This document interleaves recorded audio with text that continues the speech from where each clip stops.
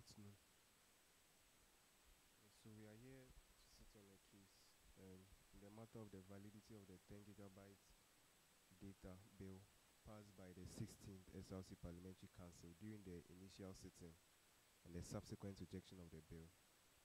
And the case is between Desmond, Danyare, the plaintiff, and Appiah Patrick, the 16th KNST SRC Speaker of Parliament.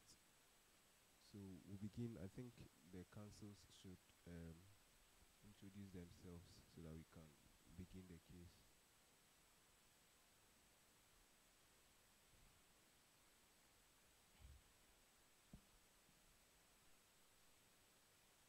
May it please the courts. I am Ebenezer Ni Kwati Kwadi, the lead counsel for the plaintiff in this matter. With me is my co-counsel, Joseph Harrison Debu. Counsel for the defendants.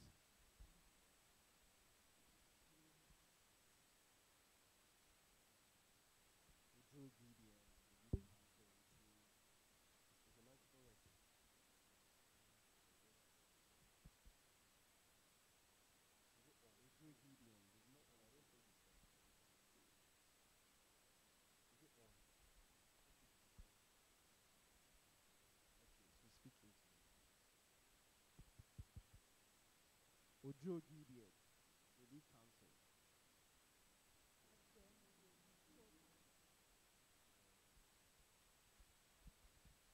So,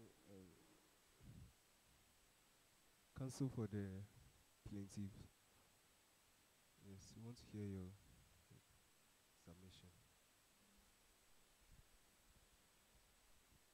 Respectfully, Your Lordship, Council would like to raise a preliminary motion before Your Lordship.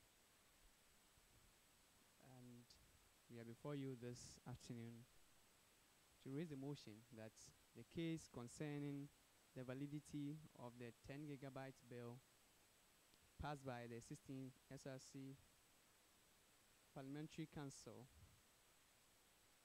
and one of the reliefs that the plaintiff sought was that the Clerk of Parliament should be ordered to submit the bill, which was properly passed in accordance with the SRC Constitution 2021 as amended, to the SRC President for his formal or official assent.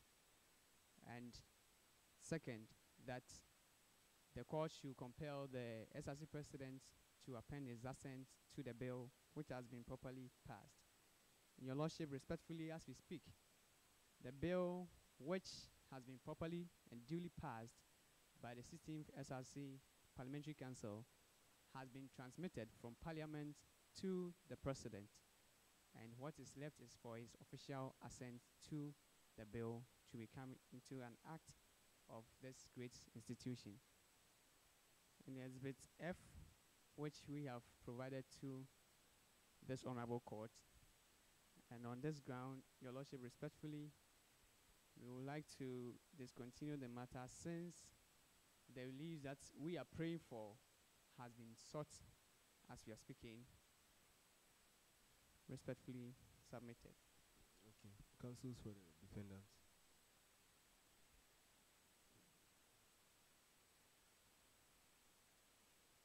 Counsels for the defendants.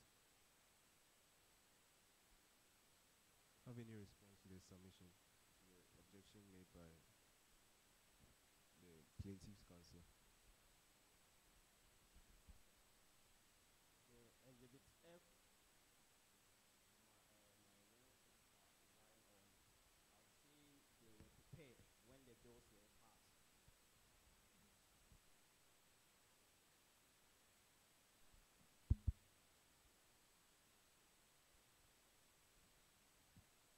The Exhibit F, my learned colleagues are relying on, they were prepared when the bills were passed. Unfortunately, it has been overturned, so it can't stand. Okay. Counsel for the I'm sure you heard what he said. Counsel for the defendants is saying that the bills were, The letter you are relying on was already prepared when the bill was initially passed, but in the subsequent sitting, Parliament raised an objection to set it aside.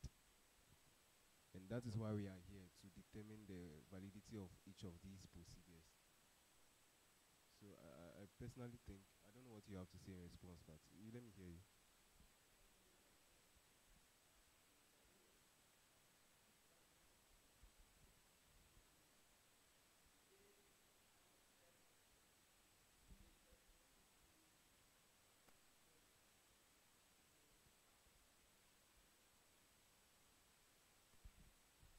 which the said bill was passed on the 10th of September 2025.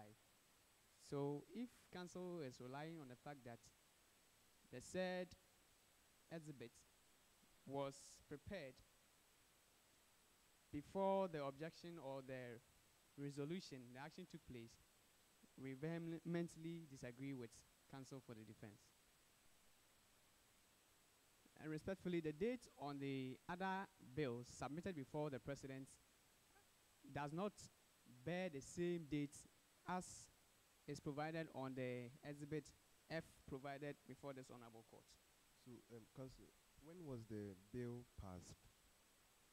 Respectfully, it was passed on the 10th of September. But on the letter sent, I'm seeing the Office of the Speaker writes to inform you on the authority of the President of Kyei SRC that on 15th September 2025, the 16th House passed into law a legitimate student legislative house. Was it passed on 15th? Respectfully, no, Your Lordship. It was passed on the 10th of September, but maybe it might be a typo. A typo? Yes, Your Lordship. Wow. And that one too is the burden of Parliament, since they submitted the bill to the President for his formal assent. But if the date is wrong, I don't know whether we can rely on it. We can rely on the document itself, because the date is wrong, and I'm not sure it's giving us enough information to help us. Respectfully, because why is 15th September there when it was indeed passed on 10th? The same date on the exhibit F also applies to the disability bill that was passed by the 16th we are Parliament. talking about one bill. I'm sure it's just this court has been invited to determine the validity of just one bill, and I don't know why you are adding. Respectfully, Your Lordship, the reason might be that since the bill was being presented to the President on the 15th of September 2025, that might be the reason why they made reference to that specific date. So with this, respectfully, council cannot provide a reason why they made a date as to 15th of September 2025 instead of the 10th. The disparity in the dates is affecting the authenticity of this document. I'm not sure it's becoming too. I'm not sure we can admit it as a document that we can rely on. Yes, because I don't know. Because if you are saying, meanwhile, this is the counsel for the speaker who we agree wrote this. Right, this is a counsel of the speaker, and he is saying that there's no, this letter cannot be given effect to. So I don't think that we should. Much obliged, Your Lordship. Yes. The council would like to concede on that point. All right. So let's hear your first submission. Respectfully, Your Lordship, council will want to raise another objection to the admissibility of the evidence provided by the defendant. Your Lordship, we rely on Order 8, 2 of the Kyei Civil Procedure Code 2023, and with the kind permission of the court, I would like to quote what is provided therein. Respectfully, Your Lordship, it is provided the heading of Order 8 as affidavits, and The one says that affidavits may be used whenever these rules so provide. And the two make provision to the fact that persons who may take affidavits shall be sworn before a judge, magistrate, registrar, commissioner for oaths, any officer empowered by these rules or by any other enactment to administer oaths. What this means is that before a document will be admitted as an evidence, such must be attested or satisfied by either a judge or a registrar or a commissioner of oath. Respectfully, Your Lordship, for the evidence that we have here, there is no affidavit to that effect, which means that we cannot rely on evidence produced by the defendant's counsel or the defendant to adjudicate this matter. So therefore, we pray Your Honorable Court to strike out the evidence adduced by counsel for the defendant. Happily submitted. All right. Counsel for the plaintiff defendant.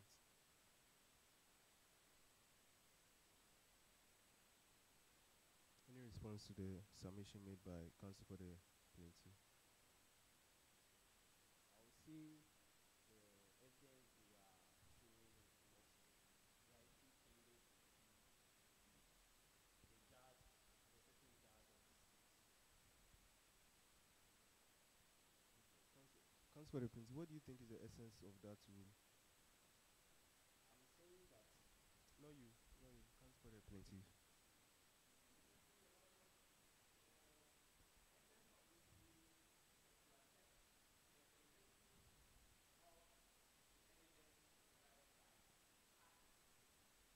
So, do you have anything to debunk the credibility of the evidences they provided? Because I've sent all of them to you. So, do you have anything to debunk the? Respectfully, since it was obtained online and there is no affidavit in support of those evidences or evidence provided, there is nothing to prove Understand, that. but I think that we are trying to attack you and I, we are trying to attack the substance of that rule. Sure. And you are saying that the substance of that rule is to determine the credibility of the, evidences that they have brought, right? And I'm asking that, do you have any reason to believe that the evidences that they have brought are not credible?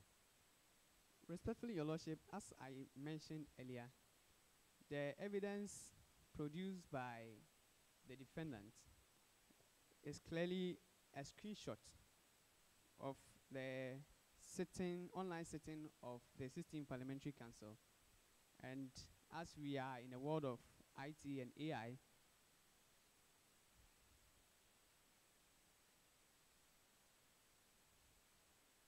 and since Your Lordship is a screenshot of the proceedings, it can be a part of the proceedings, not entirely the members who were present or the proceedings that took place on the very day of the 10th of September 2025. Yes, so I believe that if you have a reason to, you are raising an objection with regards to the credibility of any of the evidences that you have, they have tendered, and I think that you should make that objection to the courts, and they would prove the credibility of, the evidences that they have attached.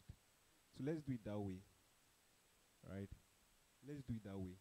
I'm not preventing you from attacking the credibility of the evidences that they have tendered. I'm giving you the opportunity to do that rather. But I'm saying that let's take it one by one. Whatever evidence that they are trying to rely on, if you have a reason to doubt the credibility of that evidence, right, then you can raise that objection for them to prove otherwise. So let's do it that way. Much obliged, Your Lordship. Okay. Your Lordship, respectfully, my learned counsel will proceed with our submission.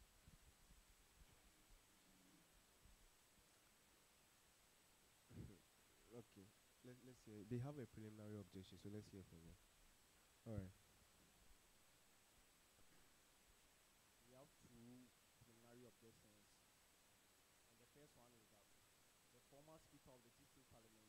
who happens to be the defendant to this case, enjoy immunity against all proceedings that were done during its term in office by virtue of Article 53 of the SRC Constitution, and therefore it is against the spirit and the letters of the Constitution to drag him to court to defend actions that happened while acting in his official capacity as a speaker. So we will base our argument on Article 53 of the SRC Constitution, and 53 plus 1, there shall be freedom of speech, debate, and proceedings in parliamentary council, and that freedom shall not be impeached or questioned in any judicial committee or placed out of parliamentary council under the SRC under the SRC, and clause 2 is subject to provisions of this article, but subject to the provisions of this article, but without prejudice to the general effect of clause 1 of this article, proceedings shall not be instituted against a member in any judicial committee or placed out of parliament for any matter or thing brought by him in or before parliament by a motion paper or otherwise. So by virtue of this, it is not right to sue the speaker for his action taken in parliament as a result of a resolution passed by all the members. So the court should not assume jurisdiction because of this immunity. And we all know that the 1992 Constitution, the supreme laws of the country, and this same article can be reflected in Article 115 of the 1992 Constitution, where it talks about the freedom of speech. So Article 115 of the 1992 Constitution is to the effect that what members and the speaker say, debate, or vote, or inside parliament is protected. Court outside parliament can't question or use those parliamentary proceedings against them. And also look at Article 116 of the 1992 Constitution, immunity from proceedings for acts in parliament. MPs cannot be sued or criminally charged in the ordinary court for things they do or say in parliament. For example, bills, motions, petitions, and speeches. For example, an MP accuses a named person of corruption during debate. That speech is protected from outside lawsuit, but Parliament itself can investigate and require an apology of it if it is defamatory. We also have a different scenario here, where a retired judge to the court, where the second scenario is talking about dragging a retired judge to court to be questioned on a decision that he rendered in his official capacity as a judge during his term in office. So the defendant was not the proper party to be sued.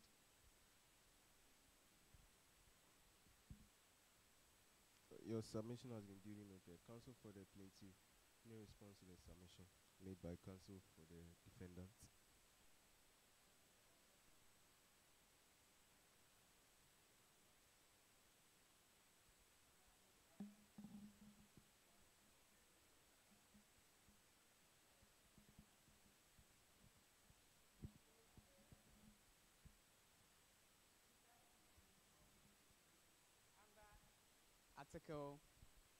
Under Article Can you start 50 over so that we can? Oh, very well. Respectfully, counsel for defense aver that the speaker is immune from any proceedings under Article 53 of the Kyei SRC Constitution, which is rightly so. However, Your Lordship, such an immunity is not absolute. It is not everything that happens in Parliament that is immune from bringing proceedings in this respected court for adjudication and determination. Your Lordship, counsel rely on Article 115 and 116 of the 1992 Constitution of Ghana, which is a reflective or similar to what we have under Article 53 of the Kyei SRC Constitution. However, Your Lordship, in the case of Martin Alamisi Amidu versus President Kufuor and the Attorney General, 2001 to 2002, Supreme Court Ghana Law Report at 138, where the court, speaking through Aqua JSC as he then was, made the comment, and it is useful fluorescent tone and noted as follows. And with the leave of the court, I would like to quote eloquently what His Lordship You can stated. proceed. Yeah. Very well. But where it is alleged before the Supreme Court that any organ of government or an institution is acting in violation of a provision of the Constitution, the Supreme Court is duty bound by Articles 2:1 and 131 to exercise jurisdiction unless the Constitution has provided a specific remedy, like those of Articles 33 and 99, for dealing with that particular violation. And he continued to state that it follows, therefore, that no individual nor creature of the Constitution is exempted from the enforcement provisions of Article 2 thereof. No one is above the law, and no action of any individual or institution under the Constitution is immune from judicial scrutiny if the constitutionality of such an action is challenged. Thus, the doctrine of the political question found mainly in the U.S. constitutional jurisprudence, by which the courts refuse to assume jurisdiction in certain disputes because the subject matter of those disputes are alleged to be textually committed to that institution, is inapplicable in our constitution, our constitutional law, because of the power granted to any person in Article 2 of our Constitution to challenge the constitutionality of any action or omission of an individual or institution. For under the 1992 Constitution, of if even the body in question is independent from any other authority, the court can still assume jurisdiction in disputes alleging that that institution is acting in violation of the Constitution. Your Lordship, respectfully, relating what Kyei then was stated in the case of Martin Alamisi versus President Kufuor, this case clearly shows that even though Parliament is immune from any legal proceedings before this honorable court, however, if the conduct of the Speaker in this matter is unconstitutional, it is in violation of the Constitution of the SRC Constitution. Respectfully, this court has jurisdiction to entertain any matter which has been instituted against the Speaker of Parliament to ascertain the validity of his action or otherwise. Okay. Counsel for the defendants, any response to the submission? Response to statement. We are talking about immunities here, and we are saying that according to Article 115, the members and speaker, what they say. 1154. Article 115 is to the effect that what they say, debate or vote on inside Parliament is protected. Court outside Parliament can't question or use those parliamentary proceedings against them. And we can also see Article 116 is also saying that MPs cannot be sued or criminally charged in ordinary court for things they do or say in Parliament. For example, bills, motions, petitions, and speeches. And here you are saying that they have violated the Constitution of the SRC. And you have not, like my learned colleague states, the specific provision in the SRC Constitution that was violated. So it doesn't hold according to this powerful article of our Constitution. So, and I gave example that an MP causes if an MP accuses a named person of corruption during a debate, that speech is protected from outside lawsuits. Counsel, have you averted your mind to the fact that the person who has been sued, your client, is no more the Speaker of Parliament? he's not the Speaker of Parliament anymore. And at the time that he was sued, he was not sued in his capacity as the Speaker of Parliament. The time he was sued, he was acting as a Speaker of Parliament. So he enjoys immunities. And when did you sue him?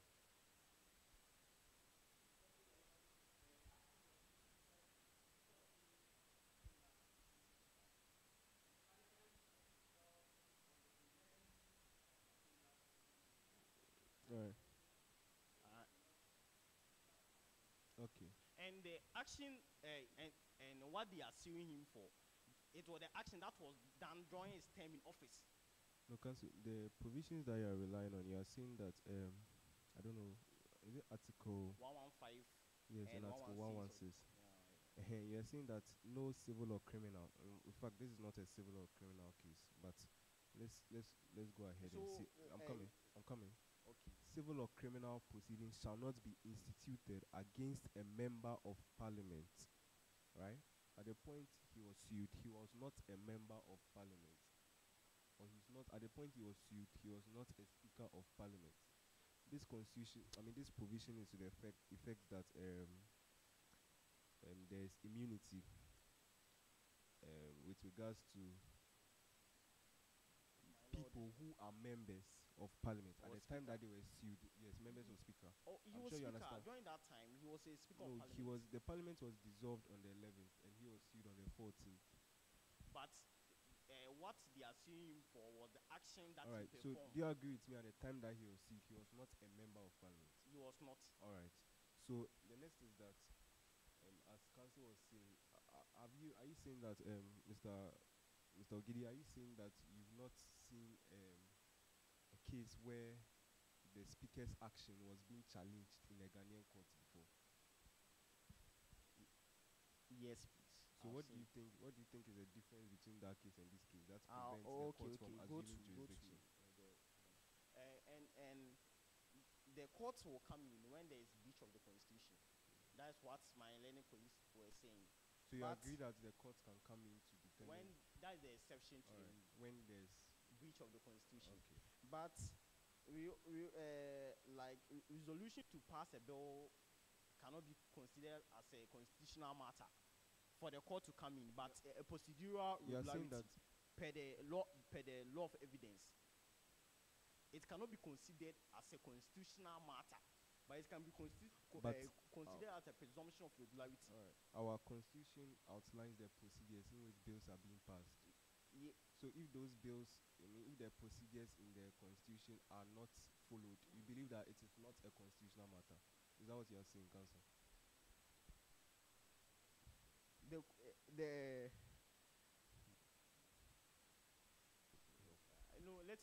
please let me finish with my submission. All right. What I want you to understand is that there was a presumption of regularity, which is a statutory matter, not a constitutional matter, because there was the orders of parliament. The orders of parliament have given out a detailed procedures of how things should be done when you want to pass a bill. Yes, that's outlined in our constitution. In the Yes, constitution. and the plaintiff is alleging, is saying that these procedures in our constitution were not followed, and that is why he has brought the matter to court. So he is against procedural impropriety with regards to some procedures that have been listed, in the constitution, and he's saying that those procedures were not followed. That is why he has brought the matter to court. I'm sure you are conceding, or you have something to say. Okay. I'll concede. All right. But we have a different. All right. Let me listen to your next The second preliminary one. objection.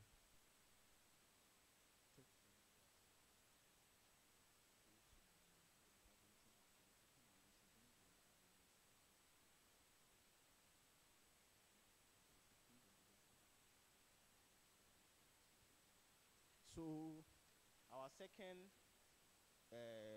objection is that the parliament is an independent body and a master of its own procedure, and so the court cannot be used as a tool to interfere with the procedure of parliament, as it was held by the Supreme Court in the landmark case of Tufo versus Attorney General. Because you are not aware that decision has been set aside. Yes, as far as I'm concerned, there are some most recent cases like Justice Abdullahi versus Attorney General. There are Alexander Fenyo Markins versus the Attorney General, and all these cases. They didn't set it aside, but they modified some. All right. parts So of you're saying that the modification that they made is not as significant or a fundamental there's no fundamental or there's no significant difference between the position set in 2.4 and the position set in these recent cases. So, per what you are saying that the country has It's a given the formal opportunity. proceeding, so please, yes. So, per what you are saying that this country has given the opportunity or the power to prevent Parliament. No, Council, that is not the. I think that there's a need for us to make a very good juxtaposition, in the sense that. I want to make some points here. All right. I'm saying that. So, per what you are saying that the judiciary in this country has ever been given the opportunity and power to prevent Parliament from appropriating money for use by the executive. This is an example that I want to raise, and I want to resolve the example that I've given. So this example was given by the judge in the case of MPP versus Attorney General, the deferred December case, and the court held that I think if the order is granted, it will amount to judicial officialness, that is, poking our noses into the affairs of Parliament and intermeddling with the prerogative of the executive, which is a direct violation of the doctrine of separation of powers, which is the core of our constitution. Which case?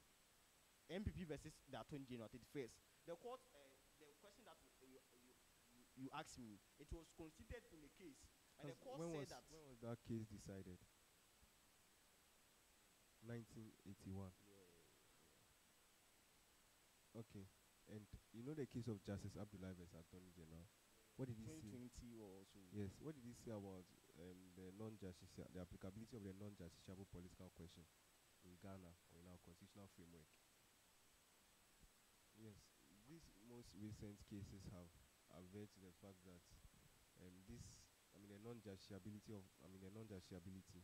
is not applicable in our constitutional framework, and I'm sure you know that. Yes, you know that, right? All right. But the thing is that, let me help you with the juxtaposition. The thing is that Parliament are a master of their own business. That's true. But whenever their actions are being regulated by a provision in the Constitution, their actions must be done in accordance with the provisions of the Constitution. If it is not, then it can be challenged. You get it? Unless the Constitution has nothing to say, right? Unless the Constitution has nothing to say about the procedures they take in exercising their legislative power. But if the Constitution has something to say about it, then that action that they take must be in accordance with the provisions of the Constitution, right?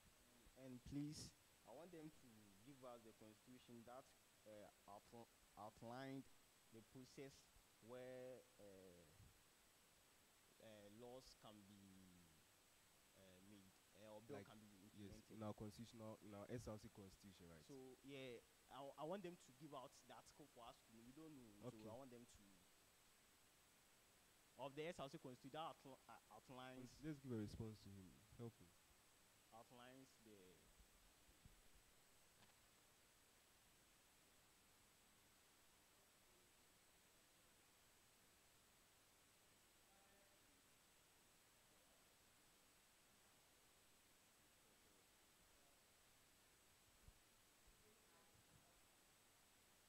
He's trying to say that you are trying to challenge an action made by Parliament.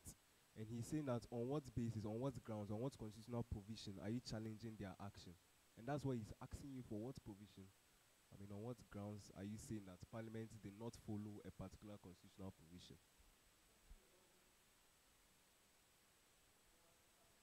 You just repeat it.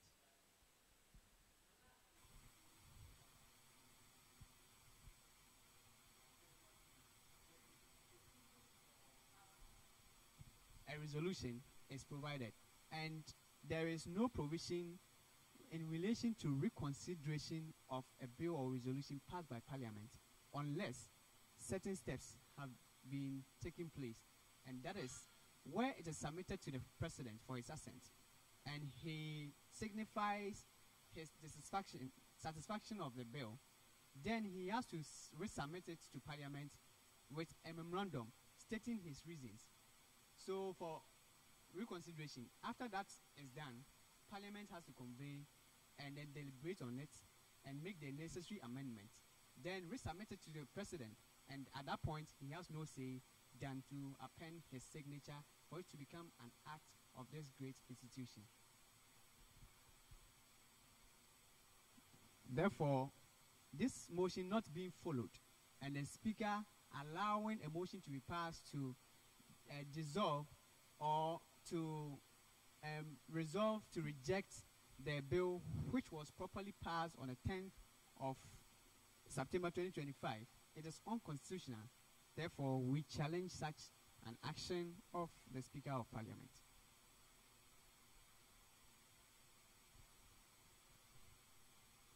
Are you okay now?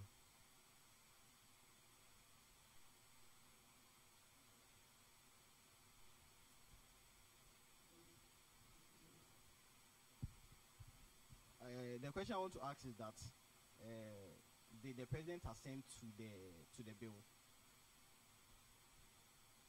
Or there was no signature on the. Is the microphone only one? Or the microphone? Go to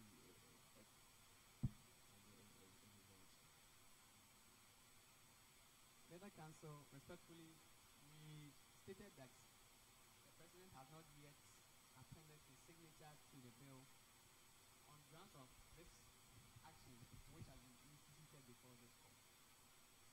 so okay, so it means that you cannot rely on Article 48. You are saying that we violated Article 48, but you're like you are educating us on Article 48, but you have violated Article 48. So how can you? How? Because the president's signature is not on Exhibit F. Okay, I think that they are saying that the manner for which a bill can be reconsidered is only when the president refuses to sign and sends the bill back to Parliament. You get it?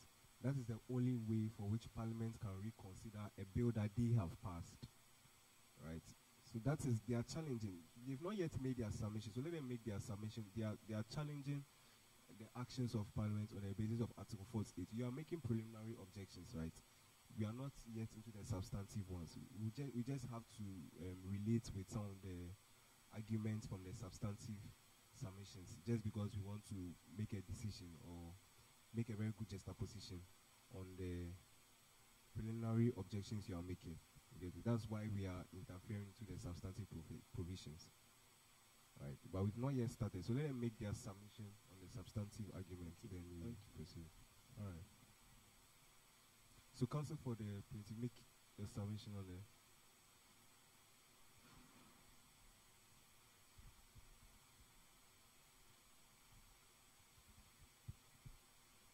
All right, let's hear you.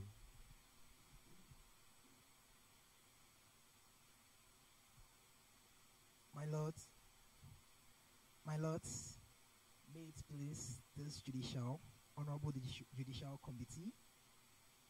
This case concerns not merely the fate of a single bill, but the very supremacy of our Constitution 2021 as amended, and the sanctity of parliamentary proceeding or procedure. The Plaintiff Counsel, as the Legal Affairs Commissioner of the SRC, appears before this honorable court to seek the enforcement of our Constitution in relation to the 10 gigabyte data bill, a resolution of Parliament that was duly introduced and passed, debated and passed at a properly constituted sitting by the 16th Parliamentary Council on 10th September 2025. At that sitting, presided over by the Deputy Speaker and attended by the Deputy Clerk of the 16th Parliament, quorum was declared to have been formed before business of the House commenced.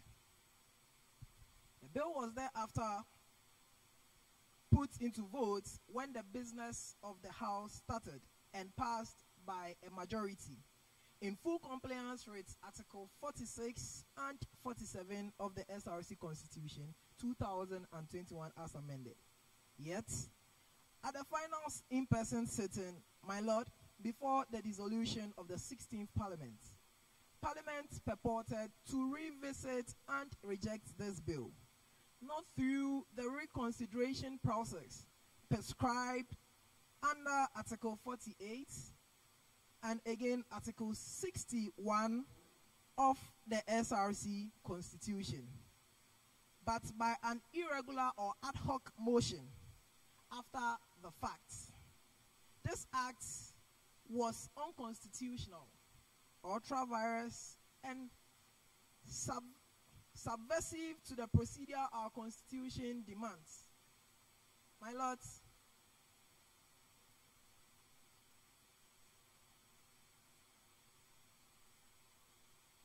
the Speaker himself has admitted that in an online setting, members who have joined are deemed present unless officially recorded absent, meaning the argument of quorum collapse was unfounded and should have been raised at the time by a point of order, and not retroactively after the bill has been passed by the House, waiting for the transmission from the clerk of Parliament to the President to assent, where Parliament is deemed functus officio. They do not have the legislative power again when the bill is in the transmission process, unless the President returns the bill to the floor of Parliament. This Honorable Court is now called upon, under Article 61 of the SRC Constitution 2021 as amended, to vindicate the Constitution. We shall demonstrate that 1. The 16th Parliament on 10th September 2025 formed a proper quorum in accordance with the Constitution, where subsequently the 10 gig data bill was validly passed. Again, the subsequent purported rejection was unconstitutional and void. My Lords, this case is not about politics. It is about constitutional order, the protection of due process, and the assurance that when Parliament speaks lawfully, its voice cannot be silenced by irregularities. At the end of this trial, we shall respectfully pray to you to declare the 10 gigabyte data bill valid and enforceable, and order its transmission to the President for an asset. Much obliged, my Lord. My Lord,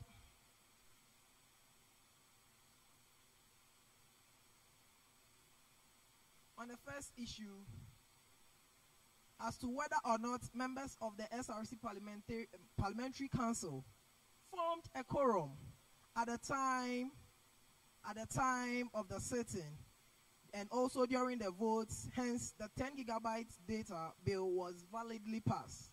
My Lords, the reason for the purported reconsideration of the bill was centered on the argument of formation of quorum, but Council contends that quorum was formed at the outset, pursuant to Article 46, Clause 4 of the SRC Constitution. With the leave of the court, may I read the provision. It is to the effect that a quorum of Parliamentary Council, apart from the person presiding, shall be 1/3 of all members of Parliamentary Council. My Lord, again, pursuant to Article 47, Clause 1 of the SRC Constitution. My Lord, with the leave of the court, I would like to read that provision as well.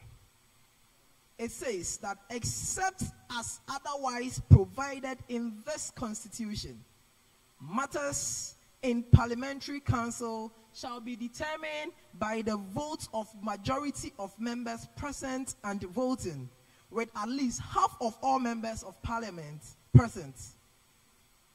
The Deputy Speaker, who presided over the online sitting, has confirmed in a communication with the Legal Affairs Office that she commenced the sitting only after a quorum had been formed, and same has been confirmed by the Deputy Clerk of the 16th Parliament.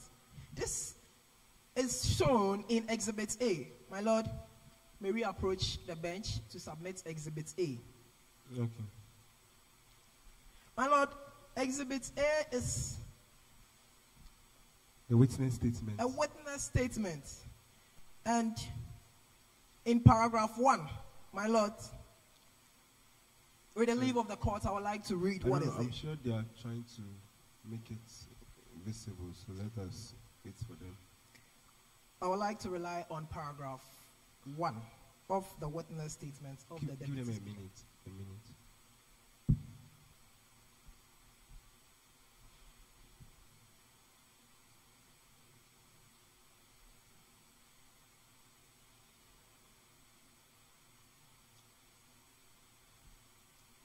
My Lord, That's it. yes, my Lord. Okay, proceed. That's paragraph 1. That at the time the online sitting of Parliament commenced on 10th September 2025, the constitutional quorum requirement, as stipulated in the SRC Constitution, had been met. The sitting was officially scheduled for 8 o'clock p.m. and commenced after the quorum had been formed approximately 40 minutes later. My Lord, this satisfies the constitutional requirements and gives the sitting presumptive validity. My Lord, to continue with my submission, the presumption of continuity of quorum in an online sitting. My Lords, the Speaker himself of the 16th Parliament, in the person of Right Honorable Patrick Kyei, Appiah, as the 16th Speaker of the SRC Parliament, during a subsequent in-person sitting, admitted that in all online sittings, once members log in, they are deemed present unless officially recorded absent. This settles the parliamentary practice and has been applied consistently in prior online sitting. Therefore, the contention that quorum was lost during the voting is unfounded unless a point of order is raised at the time. Quorum is assumed to continue until the sitting ends. And my Lord, this is found in Exhibit D. With the leave of the court, I would like to approach the bench with it. Exhibit D. Exhibit D. A video of the in-person sitting where the then Speaker of our SRC Parliament himself admitted that in online sittings, once a member logs in, they are deemed to be present and officially recorded, unless officially recorded absent, even if they leave. Can it be played? Exhibit what? Exhibit D, my Lord. The video. Yes, my Lord.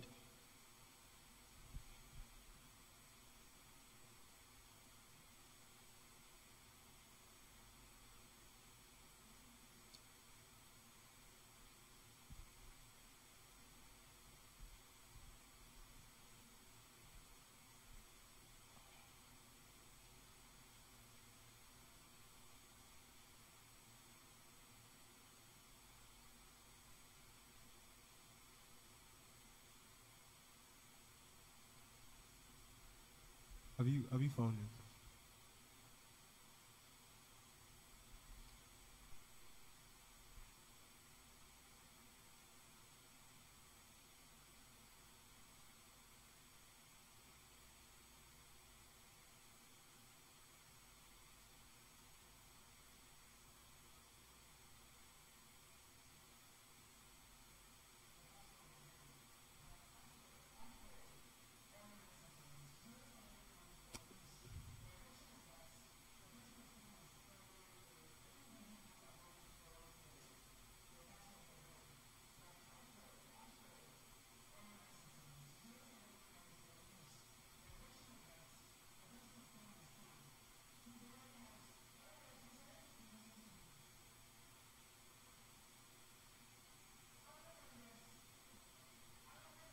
Thank you, my Lord.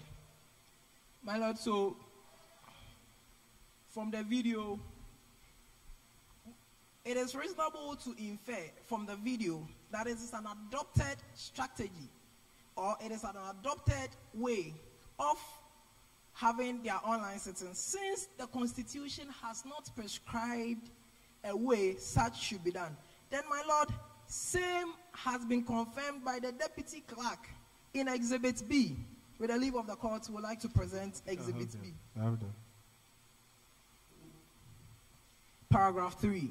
I want to avert the mind of the court to paragraph 3. Exhibit B. B. Yes, my Lord. Exhibit B. Witness statement.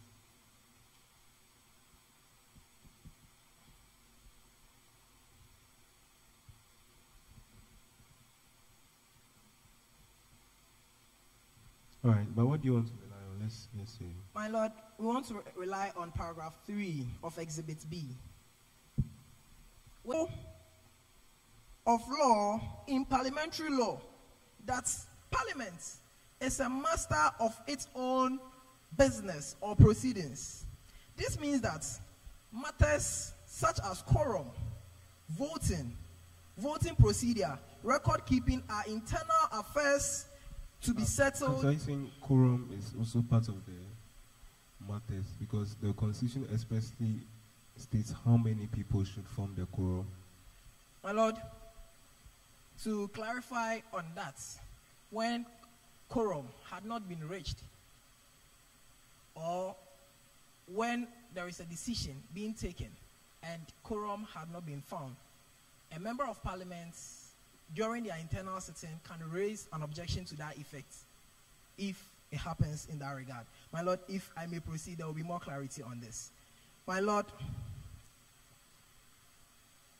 record keeping are internal affairs to be settled within the House itself, subject only to the Constitution, as this was upheld in the case of Justice Abdullahi versus Attorney General. Since the Deputy Speaker declared the House properly constituted, and no member raised a point of order at the time of voting, the House itself accepted the validity of the proceedings to allow a later reopening of quorum. Questions after the bill had been debated and voted on the 10th September 2025, will undermine the principle and erode parliamentary decisions. My Lord, continuing on presumption of regularities. My Lord, in this case, once quorum was declared and the proceeding continued uninterruptedly, the bill passed, enjoyed presumed regularity. My Lord, the Supreme Court, in the case of Asare versus Attorney General, 2012, affirms that courts, by extension, this judicial body, will not lightly interfere in the internal procedure of Parliament once constitutional threshold appears satisfied.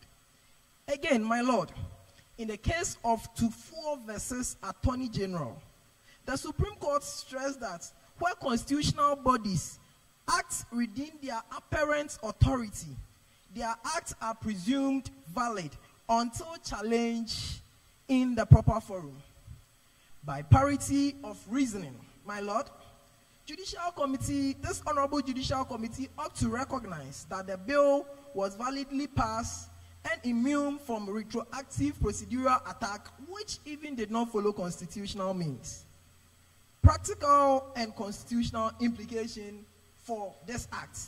If every vote in an online setting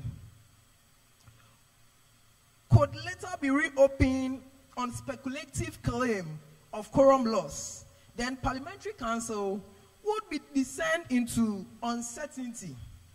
My Lord, the Constitution intends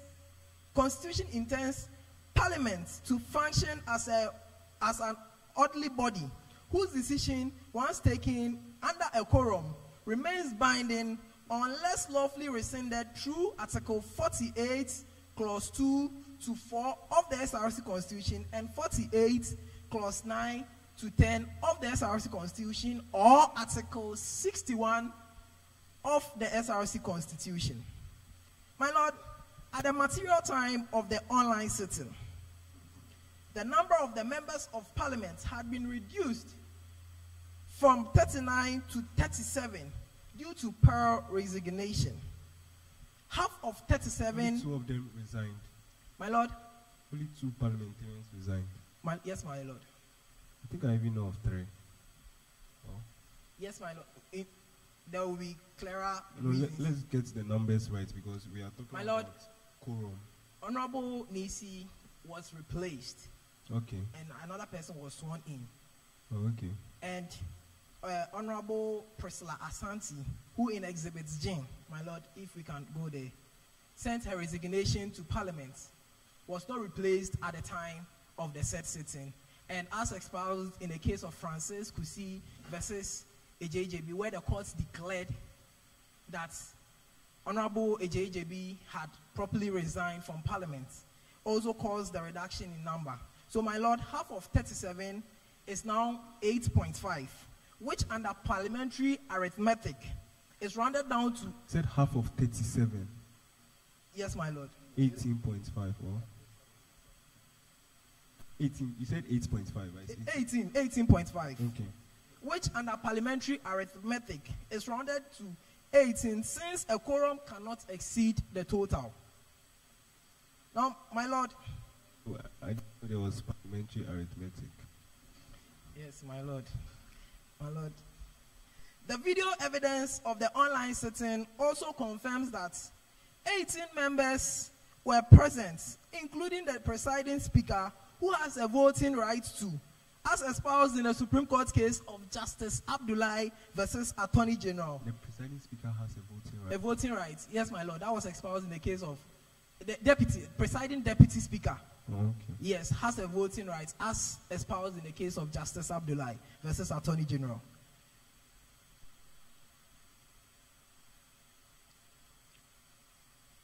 This means the sitting met the business quorum under Article 46(4).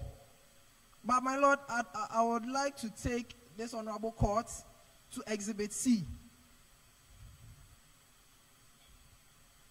Exhibit C. Exhibit C. Thank you. Yes, my Lord. My Lord, we are still talking about the presumption of continued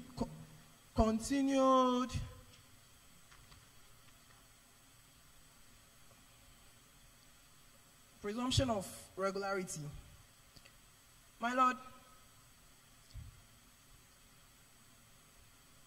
Yeah, I'm listening. My Lord, the number of members of parliament that joined the online sitting was not static throughout the proceedings. As even in the evidence of my learning colleague, there can be reduction, there can be increase, and all that. But my Lord, as referred to in Exhibit D, where the speaker declared or said that it is an established practice that once a member leaves, irrespective of the time the decision is taken, it is presumed that quorum had been formed. And clearly on Exhibit C, my Lord, you could see 10 people, if you can scroll up there. The first one. My Lord, you could see 10 people in addition to 8 people, 2, 4, 6, 8, which, my Lord, when we sum them together, my Lord, we are getting a total of 18. So once 18 was obtained at any time of the proceeding, regardless when the decision or the votes was made, my Lord, due to Exhibit D, which affirms a presumed regularity when it is online sitting, then it is reasonable to say that quorum was established and that was throughout the proceeding.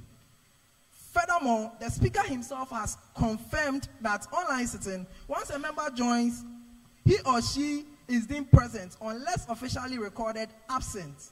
By this standard, quorum was not only satisfied at the beginning, but constructively maintained throughout the sitting. My Lord, Council submits that the 10 gigabyte data bill was therefore validly passed. Quorum was declared at the beginning. The presiding deputy speaker and clerk acted within their constitutional mandates. The speaker's own interpretation confirms the legitimacy of quorum in an online sitting. Parliament, being a master of its own procedure, accepted the passage of the bill, and it must be treated as binding and ready for presidential assent, my Lord. My Lord, on my second argument, on issue 2, whether or not the subsequent purported rejection was unconstitutional and void. My Lord, Council would like to start with the concept of political question doctrine and parliamentary autonomy. My Lord, it is acknowledged that, as a general rule, internal proceedings of parliament are often treated as non-justiciable political question. The courts and judicial bodies refrain from intruding into matters of parliamentary practice in recognition of the doctrine of separation of powers and the principle that Parliament is a master of its own business. My Lord, this doctrine is well established in Ghanaian jurisprudence. In the seminal case of Asari versus Attorney General, my Lord, the Supreme Court of Ghana held that judicial review of parliamentary action, including legislative policies and constitutional amendments, is limited to ensuring compliance with the Constitution's letter and spirit. The court emphasized that it would not substitute its judgment for Parliament's own policy matters and internal procedure unless there is an irreconcilable conflict with constitutional provision. My Lord, the rationale is clear. If every procedural matter in Parliament is or were subject to judicial re-litigation, the efficiency and the autonomy of Parliament would collapse. But, my Lord, the court has provided for an exception when it is in breach of the Constitution. Why this judicial committee must intervene in this particular case? My Lord, however, the doctrine of non-justiciable political question is not absolute. Where Parliament acts in violation of express constitutional provision, the courts, in this case, the Honorable SRC Judicial Committee, have both the power and duty to intervene. My Lord, in the case of NPP versus Attorney General, 31st December case, this court held, or the Supreme Court held at page 64, that in any case, by Article 1 and Article 2 of the Constitution of Ghana 1992, that doctrine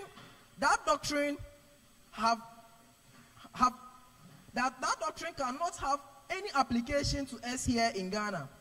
With us, issue of constitutional interpretation are justifiable once the Supreme Court and not any other courts see particularly under Article 130 of the Constitution 1992 of Ghana.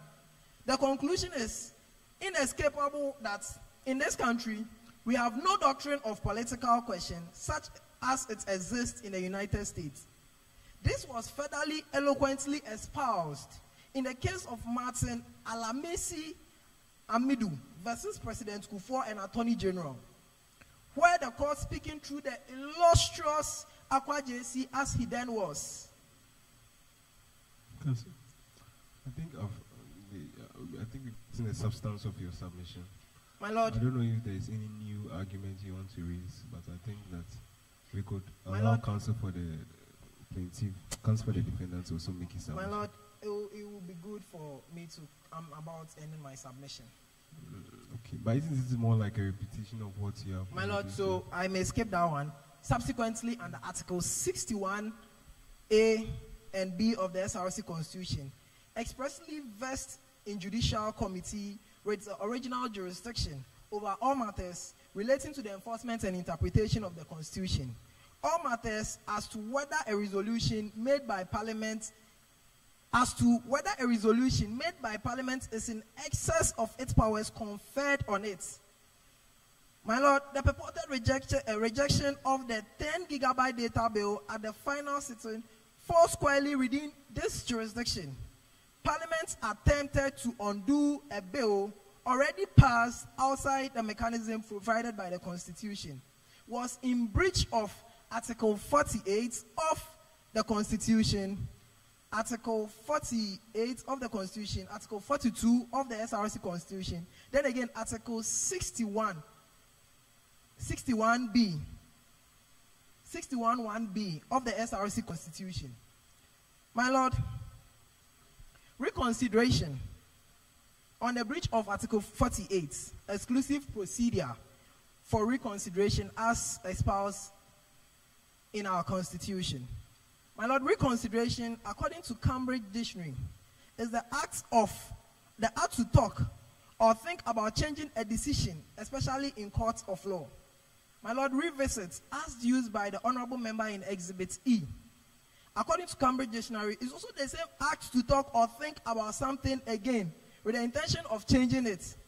My Lord, using purposive interpretation, the term reconsideration in our Constitution must be understood as a formal safeguard triggered only by presidential refusal. My Lord, the use of revisits, which has the same meaning with reconsideration, a term not found in the Constitution and cannot override this safeguard that can be triggered only when the president has refused to assent his signature. To allow Parliament to reopen a bill that was properly passed by a mere ad hoc motion would defeat the purpose of legislative finality and undermine constitutional procedure. My Lord, again, as provided in Article 42, my Lord, 48, clause 9 to 10, lays down the exclusive procedure for a reconsideration of the bill. If the president refuses to assign, he must return the bill to Parliament with a memorandum. Then Parliament may reconsider and with two-thirds majority repass to compel its assent. My Lord, the final sitting's rejection did not occur under Article 48, clause 9 to 10. My Lord, the bill had not even reached the president for him to assent, let alone returned with a memorandum. My Lord, again, according to Lawford Legal Dictionary, a resolution is a formal decision or statement agreed upon by majority of members in an official group or meeting. The decision is legally binding and must be followed by all group and must be followed by the entire group.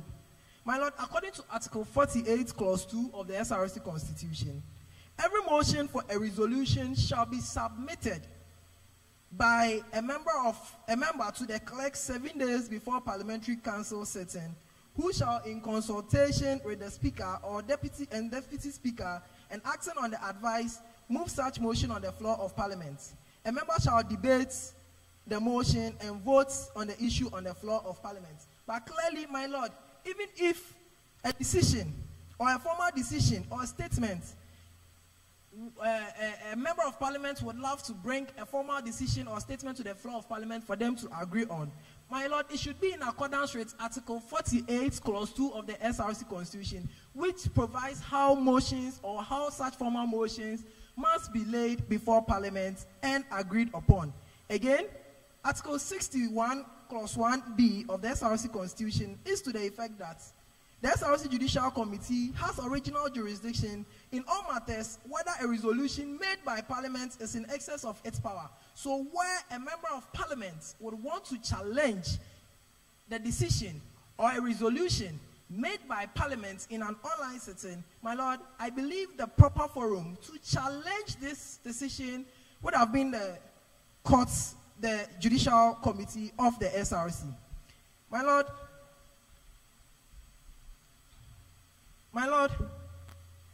to allow Parliament to retroactively nullify its own resolution without following Article 48, Clause 9 to 10, or Article 48, Clause 2 or Article 61, Clause 1B of the SRC Constitution creates constitutional anarchy. Bills duly passed would be subject to political maneuvers, destroying certainty in lawmaking and undermining the president's role under Article 48(7). The Judicial Committee is therefore bound not just to manage Parliament's internal affairs, but to enforce the Constitution itself, ensuring that Parliament acts within lawful bounds. My Lord, Council submits that the purported rejection of the 10 gigabytes bill at the final sitting was unconstitutional and void. While Parliament is a master of its own procedure, it cannot act in disregard for explicit constitutional provision, where the proper avenue for reconsideration lay on only under Article 48(9) to 10 of the SRC Constitution, 48(2) and 61 of the SRC Constitution, not through an ad hoc motion. This Honorable Judicial Committee must therefore declare the rejection of the bill null and void and uphold the validity of the bill that was passed on the 10th September 2025. Counsel for humbly submitted. Counsel for the defendants.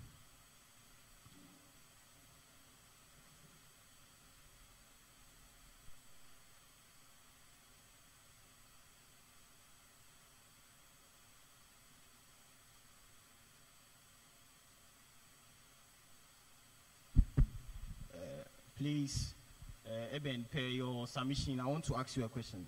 You are saying that court will come in to set, court will come in to declare Act of Parliament null and void when it conflicts with the Constitution of the country, yes or no? That is all. So we are moving to Echo.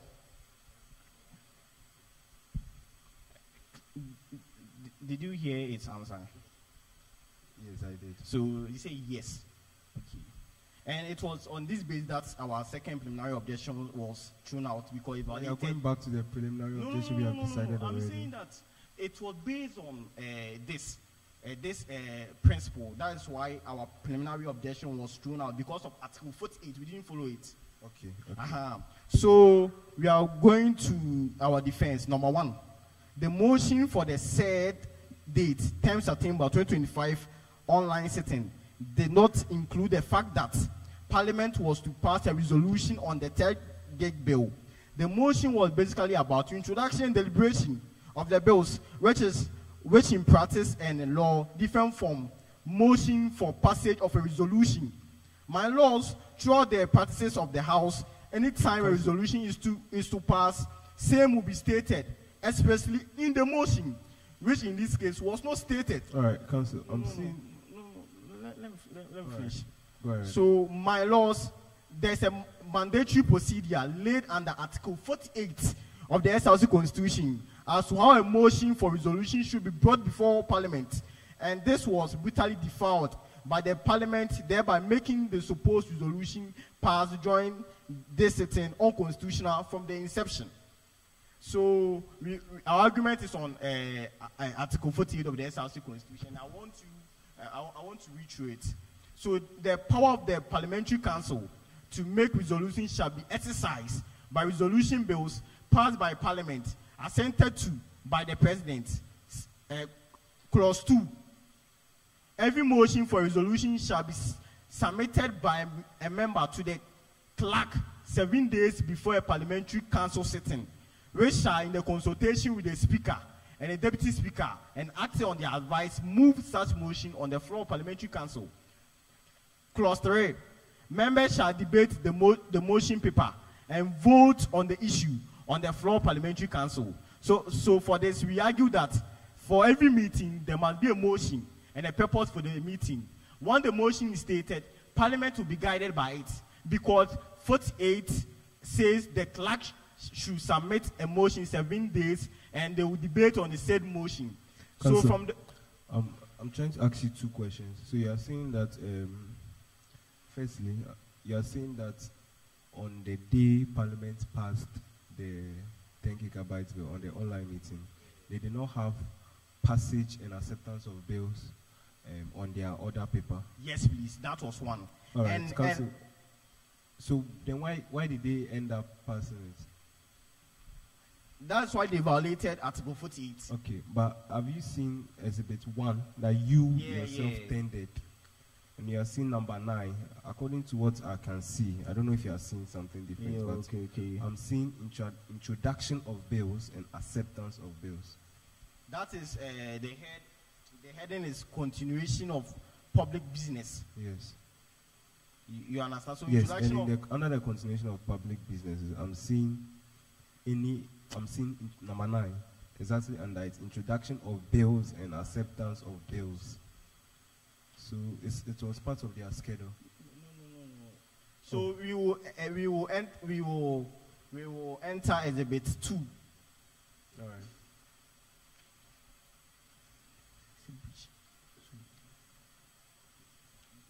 Okay.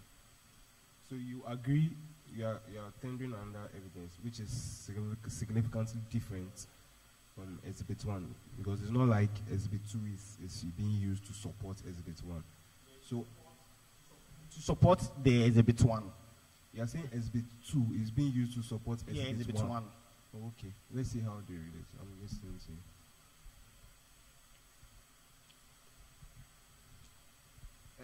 So, Council, you don't agree that they added the introduction of bills and, it was part of their schedule. You don't agree that it was part of their schedule, accepting bills? I don't agree. And our second objection, based on the same defense, is that the article said that every motion for resolution shall be submitted by a member. Which article?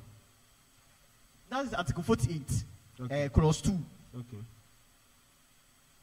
So every motion resolution shall be submitted by a member to the clerk 7 days before a parliamentary council sitting, which shall, in consultation with the speaker, the deputy speaker, and acting on their advice, moves a motion on the floor of parliamentary council.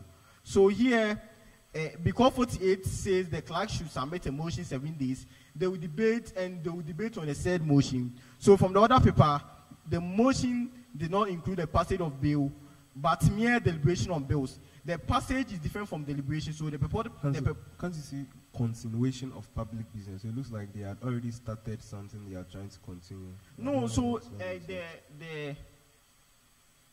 it doesn't look like the bill that they accepted was. that's why. So I want to support it with, but I want you to know that the days the clerk must. The clerk in Yeah. 48-2. Yeah, that 7 is days 7 days before it was violated. How was it violated? When because was it submitted? The order was sent on 8th, and the meeting was held on 10th. 2 days. No, 2 days. I don't understand what you are saying. I'm saying that You said the order was sent when? Which order? the motion Was- the order paper was sent on 8th, while the meeting No, was held an on order 10th. paper is more like an outline of what they are going to have in a particular sitting, right? So it could be that maybe the bill was, the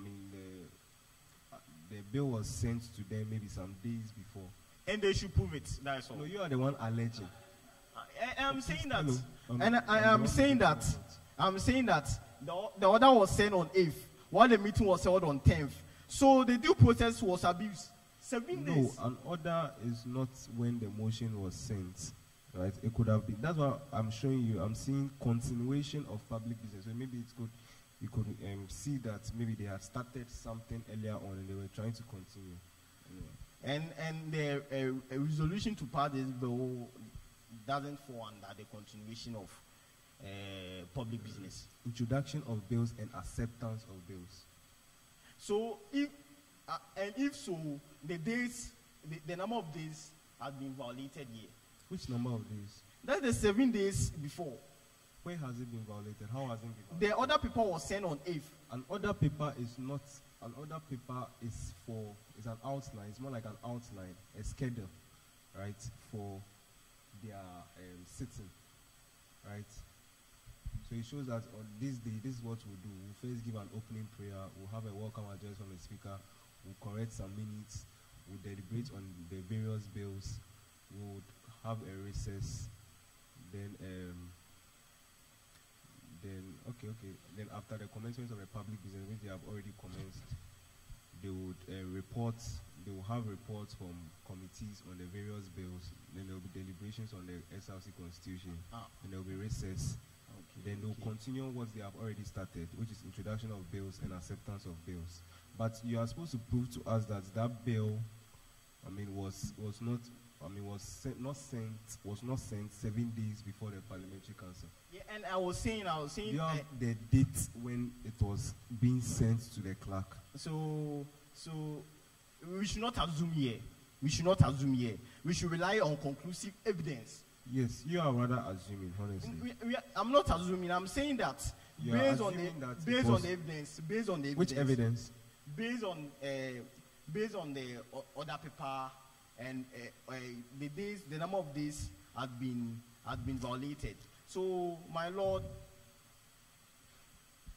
the other paper doesn't say anything as to the effect that the bill was introduced on that day. The other paper was written. So you are assuming that the in fact, as far as I'm concerned, the 10 gigabyte data bill was sent a long time ago to Parliament. The Legal Affairs Commissioner, he's the one who writes the bills. So but we don't even need to ask for information. But from what you are saying, what you are alleging, you are not providing any evidence to prove what you are saying. So you are assuming that? I'm not assuming. You are saying that the bill was introduced into Parliament several days ago. Yes. As far as I'm concerned, it was not introduced on the 8th of September 2025. It was not introduced on that day. It was introduced days before. Yeah. So the number of days had been met. It's not in contention at the moment.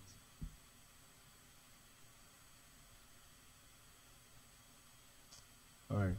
So we will also raise talk about our defense. We will come on this issue. We are not. I want to no, then let's finish it. So, unless you concede, then you go to your next argument, because we don't want to go and be coming back. So, the purpose of the meeting. What was the purpose of the meeting? The purpose of the meeting. That's the other paper you have tendered. Yeah. We have everything in it. So the purpose of the meeting. So if they wanted to pass the 10 gig, they should have stated it somewhere. That was not the only. That was not the exhibit 2. The Agatha's message. It's not. So I want to use to support. That was not the only bill that they passed. Yeah, oh, sorry. You can. I don't know. Hello. No, don't worry. You can just. What do you want to do? I want to know what the presiding speaker said when they were having the online sitting. That is also. So that's in your SB2, right? Yeah. Please, can you? Or you don't have it? I don't have that. You tendered it and you don't have it yourself. But you have a soft copy. You gave it to me, so you should have one. Yes, please use a soft copy so that I can also refer and understand what you are saying. Have you? Okay. I sent it to you. So, do you have it? Yes, that's what you should have. He used letters. He's the defendant, so he's supposed to use numbers. I don't know why he used letters, but I corrected him. So I have exhibit 2 over here. So I think he did it exhibit B.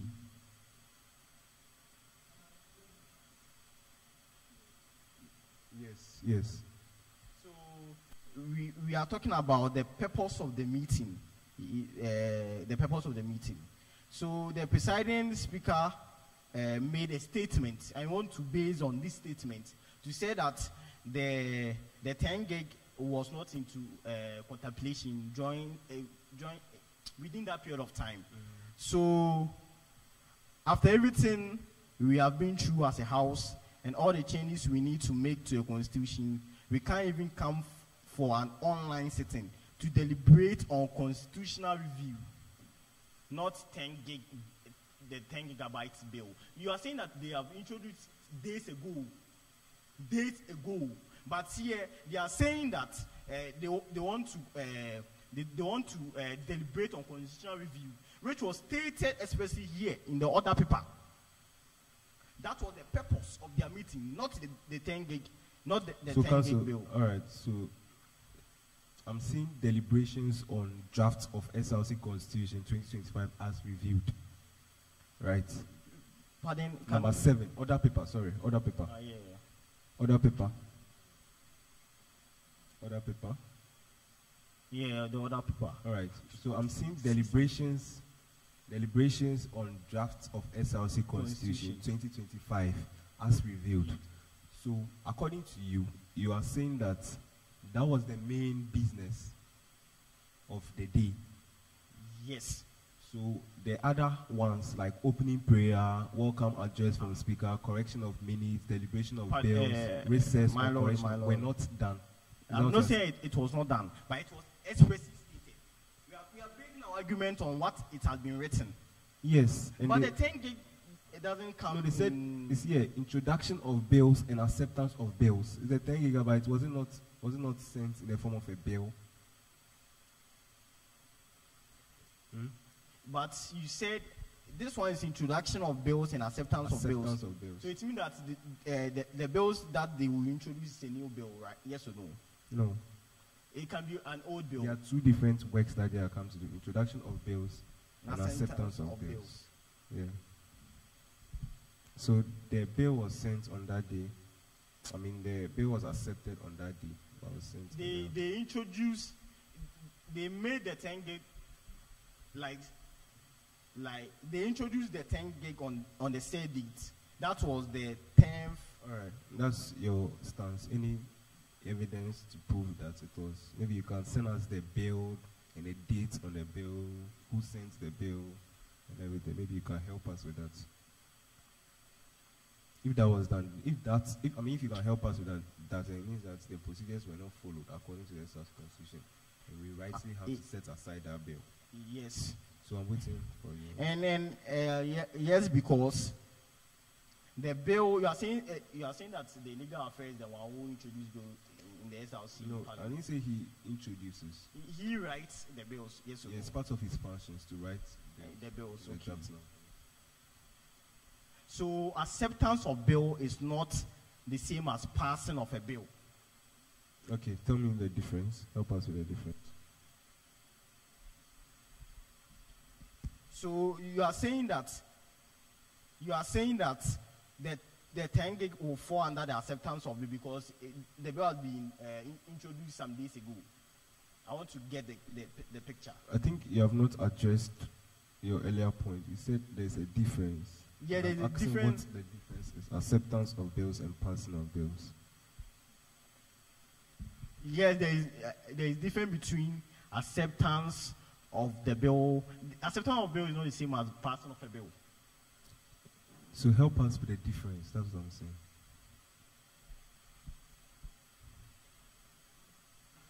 So acceptance of a bill means according to my personal opinion, it means that.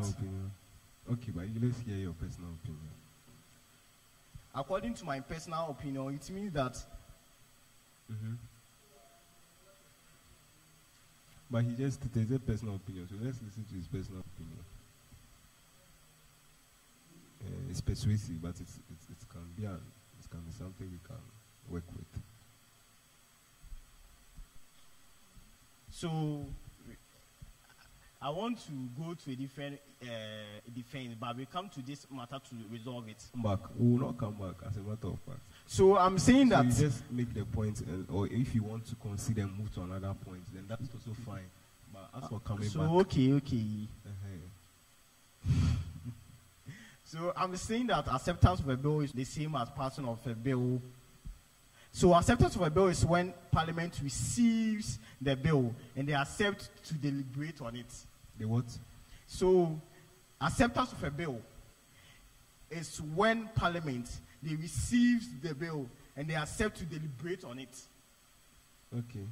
And passing of a bill is you are putting effect to the bill. So, Council, are you saying that Parliament have, because I'm seeing on the other paper, I'm seeing number 4. Number 4 is deliberation of bills. Number 4. Yes. Deliberation of, yeah, that was what I was saying. And you're also saying number 9, which acceptance of bills also means deliberation of the bills. Acceptance to deliberate over the bill. So are you saying that they have repeated the same thing? I mean, they have it twice on their other paper. Yes, please. Okay, I've heard you. I've heard your submission. So we are moving to, yes, your next argument. We are moving to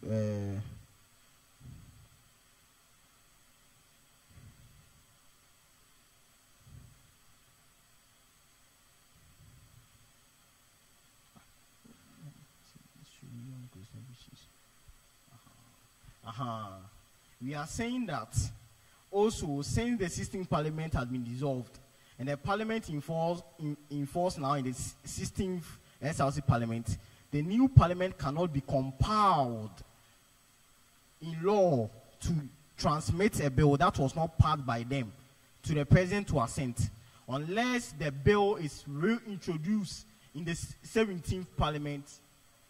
I apologize. Can you start your submission again?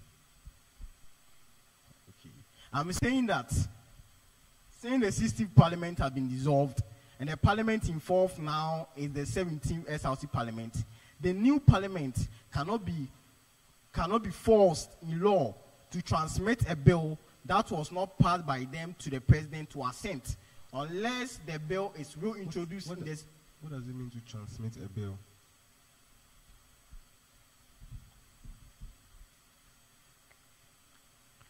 To pass it into law.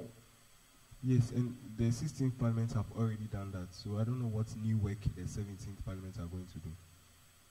And my argument is that the 16th Parliament has been dissolved, and the Parliament in force now in the 17th SRC Parliament, and the new Parliament cannot be forced in law to transmit a bill that was not passed by them to the President. As far as I'm concerned. Transmit is that you are sending the bill to the President to assent to it. The Speaker has done that. And we are saying that. So if you look at one of the evidences that the council's boards, they already implied that when it was accepted, it was already drafted and sent to the President already. You understand? So there's no work for the 17th Parliament. Nobody is giving them any work to do. With regards to the 10 gigabyte data bill. And our argument, I want to finish with my argument. Okay. Our argument is that since the 16th Parliament has been dissolved and the Parliament in force now in the 17th SRC Parliament, the new Parliament cannot be forced in law to transmit a bill that was not passed by them to the President to assent, unless the bill is reintroduced in the 17th Parliament for the due procedure to be followed again. The court can only grant that order if that Parliament was still in force. Because Eben is saying that the Parliament invalidates the bill that was passed during the online session. Please, you get me?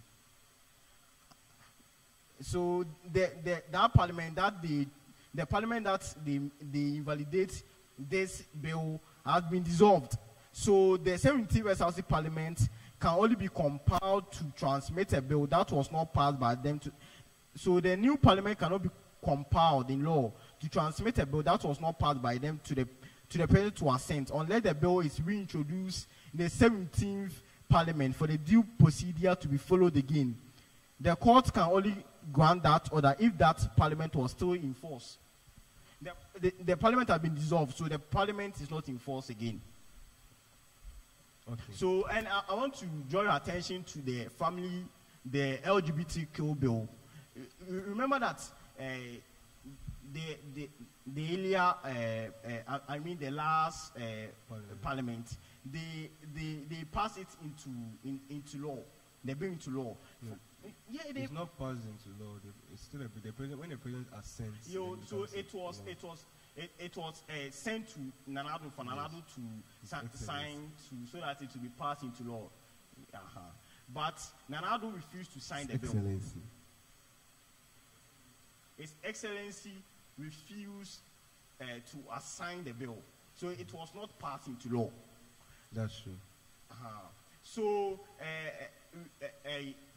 the current position of the Speaker of Parliament in this current Parliament was that His Excellency John Dramani Mahama cannot be forced to assent to the bill that was passed in the previous Parliament unless it had been reintroduced in the new Parliament. That's true. That is our Council, if you see, that's why sometimes I have to explain, or you say I'm cutting you, but that's why if I'd already explained what you are saying, I've already said that there's no work for Parliament, needs this new Parliament to do. The work has already been done. Yes, so there's no need for introduction. If, according to what you are saying, the bill that was passed on the online session was invalidated by the terms, was invalidated by the term sitting.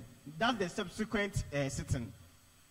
The sitting that was held. But if you listen to counsel for the plaintiff's submission, he's saying that that is not the right process for which a bill passed already by Parliament will be rejected.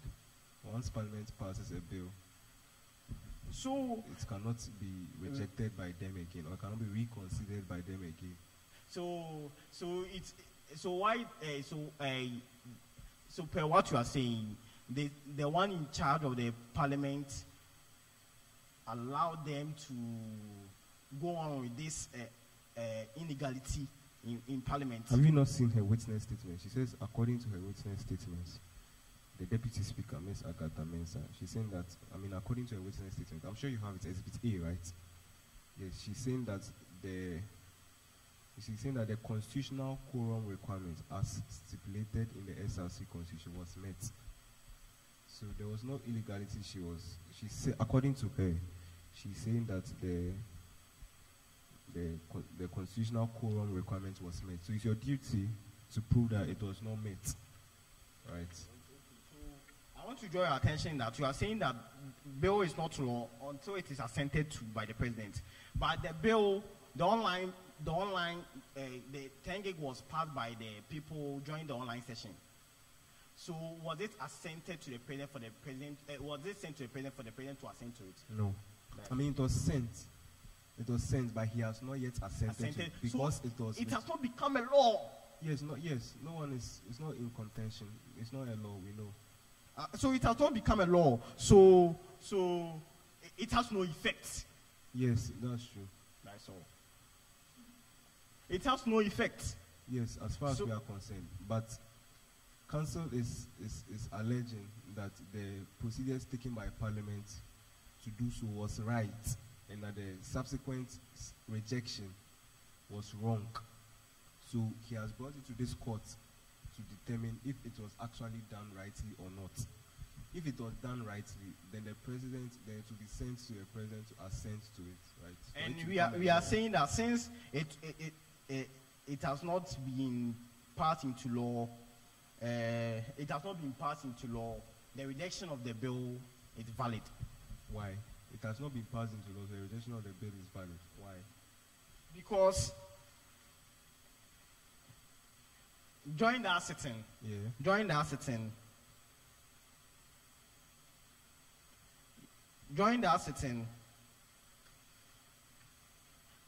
Honorable Kelvin Osei entry. Which so that is Exhibit 4.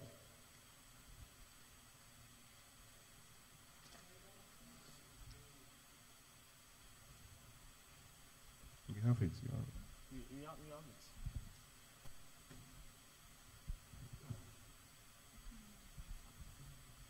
Exhibit 4. He named it Exhibit D. You have to open all the things that was sent to you. And he's saying below is an extract of the evidence of the minutes.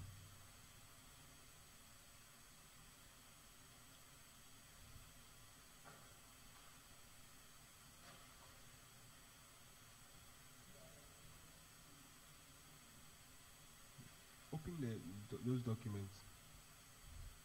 That's it. Oh, or it's not. Below is an extract. Or it's not it. Yeah, I know.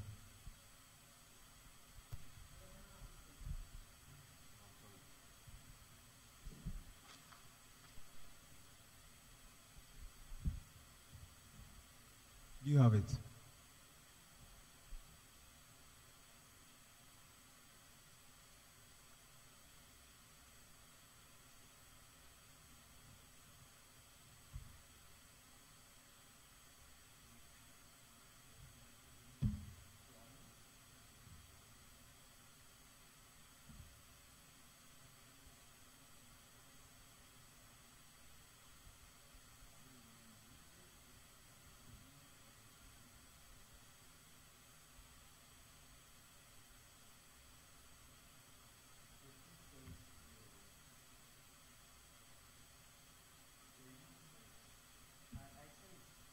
You did send it again.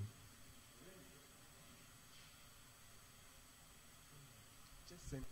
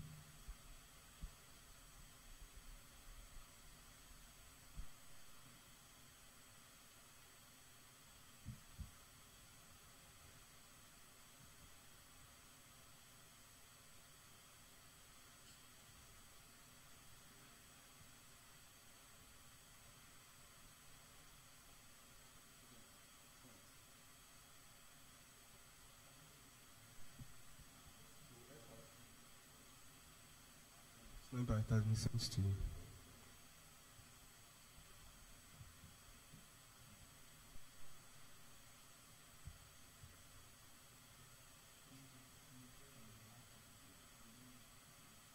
Statement of defense.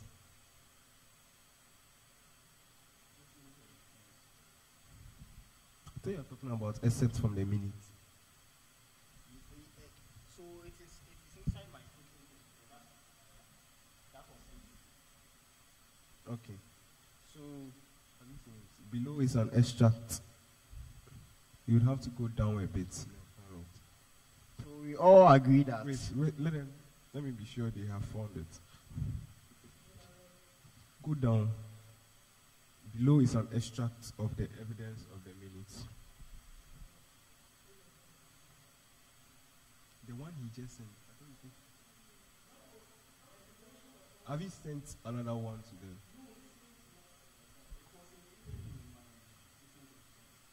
But why didn't you send it earlier on? Because you didn't send it to me.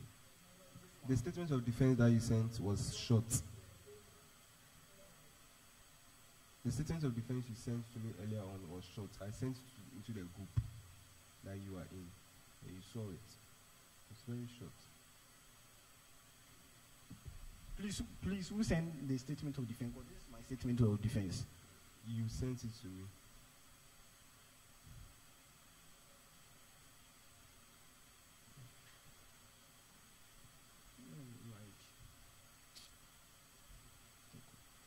So please, I'll plead with the court for You know, I don't proceed. to give my learned colleague some minutes to examine our exhibit 4, so that it will be fair to all of us. The extract. Yeah. Yes, please. Okay.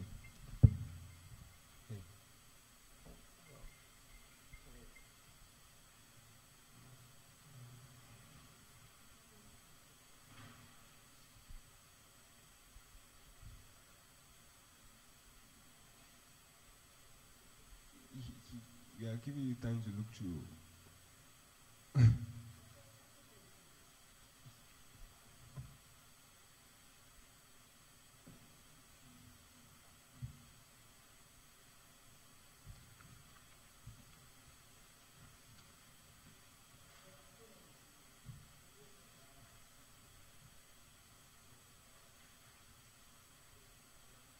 I'm sending it to you.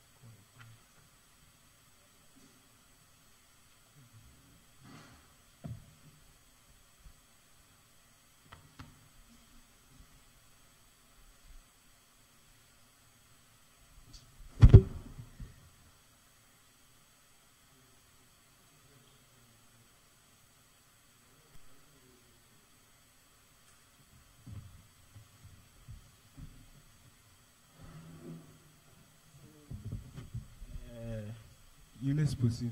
Yes. So my exhibit 4. No. Yeah.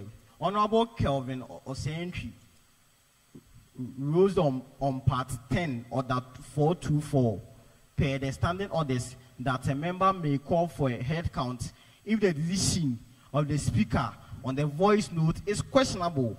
So he is standing on this order for us to recall for a head count.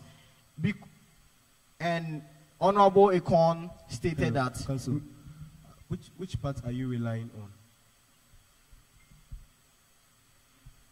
on? Rules on part 10, order 424. Like Per the standing orders. Which part of the extract are you relying on? The AD. The AD. Only the AD. No, like I want to make a point, so I'm starting. Point. Yeah, I'm starting one by one. We don't have audio, Counsel. Okay, so we will stand on the AD. Honorable Kevin Osei entry rules on part 10 order 424 per the standing orders that a member may call for head count if the decision of the speaker on the voice note is questionable. So he is standing on this order for us to recall for a head count. Okay. So since the bill was passed illegally because the quorum was not met. Can you prove that the quorum was not met? Is there anything you can support? Yes. Yes, we want that. So, please, the statement we will tender Exhibit 3, Poedu Poku's statement.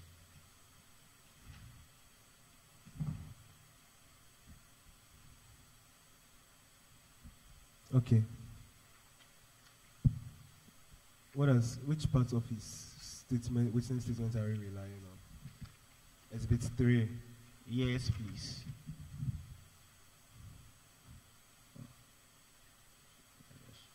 Okay. So, please, it's not on it. I'm saying that to have it yourself. For Edu Poku's statement. Yes, I've seen it. It's here before. But it has not reflected on the screen. Must it be reflected before you can refresh it? Don't you have a copy yourself? So go to the online. So the humble statement of Paul Dupoku, the former Republic Corps president, the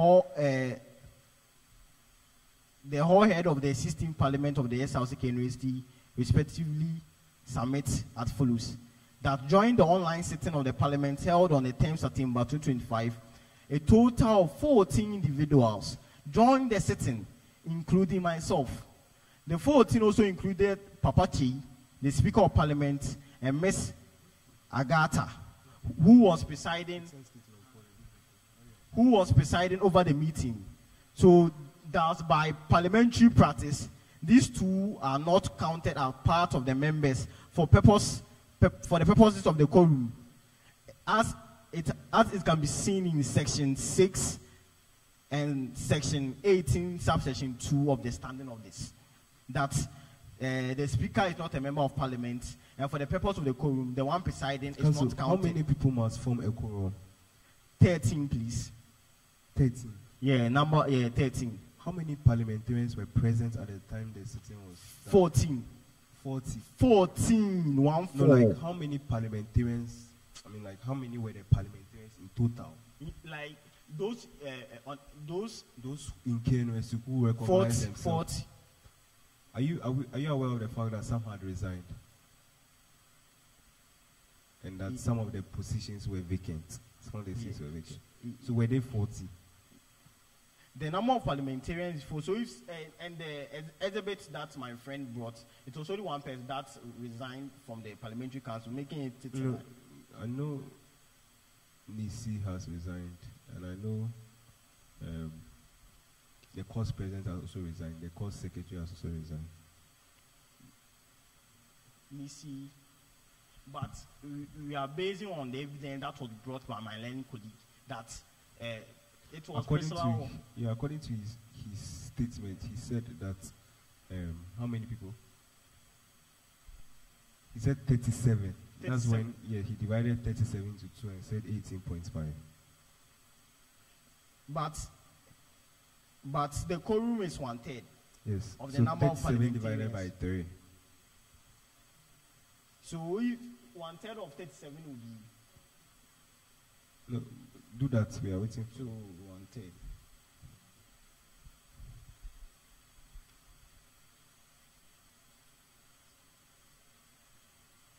12.3. 12.3. So we cannot run upright. Yeah, so it will be 12. But the witness statements provided by Mr. Appiah, the two people, is saying that at the time that they convened, they were 12, right? And he's saying that the quorum was not met. Meanwhile, according to the maths that we just did, the quorum has to be 12.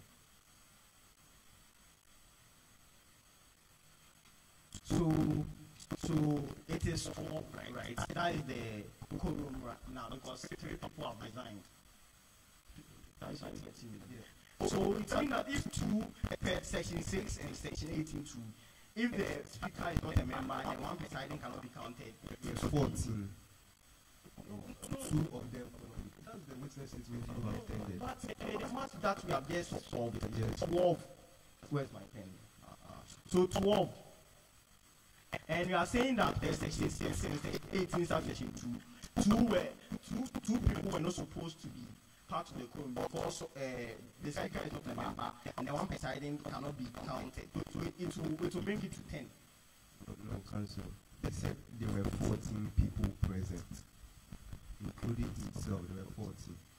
And out of that 14, Papachi, Right Honorable Papachi, the former Speaker of Parliament, and Right Honorable Agata Mensah were present in that meeting, right? So it said that by virtue of parliamentary apparatus, these two are not counted as part of members of for the purposes of quorum. That's making the quorum 12. That's what your witness is saying. Per the calculation that you told me that 20 people have making 37. Yes. So Quorum has to be 1/3. 1/3 of 37. 37 That is leaves 12. us 4. So if 12 people form the quorum, Yes. and 2 people are not supposed to be counted, it will come to There were 14 first, and 2 people were not supposed to be counted out of that 14 as quorum. So now I made it 12. Right? And now there are 12 people. And the 12 people form a quorum because the constitution requires that there must be 1/3 of parliamentarians. And the parliamentarians were 37. 1/3 of parliamentarians, 1/3 of 37 is 12. So do you get it? Okay. Please. Please. On the issue of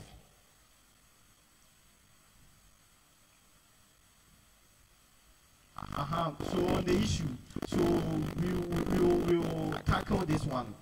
The course president was replaced by the vice when he resigned, so it does not reduce the number to It means what? 39. Because it was this court that held that. Yes, he had resigned. But he was replaced by By who? the one who replaced What's the person's name? Evidence proved that the person was replaced.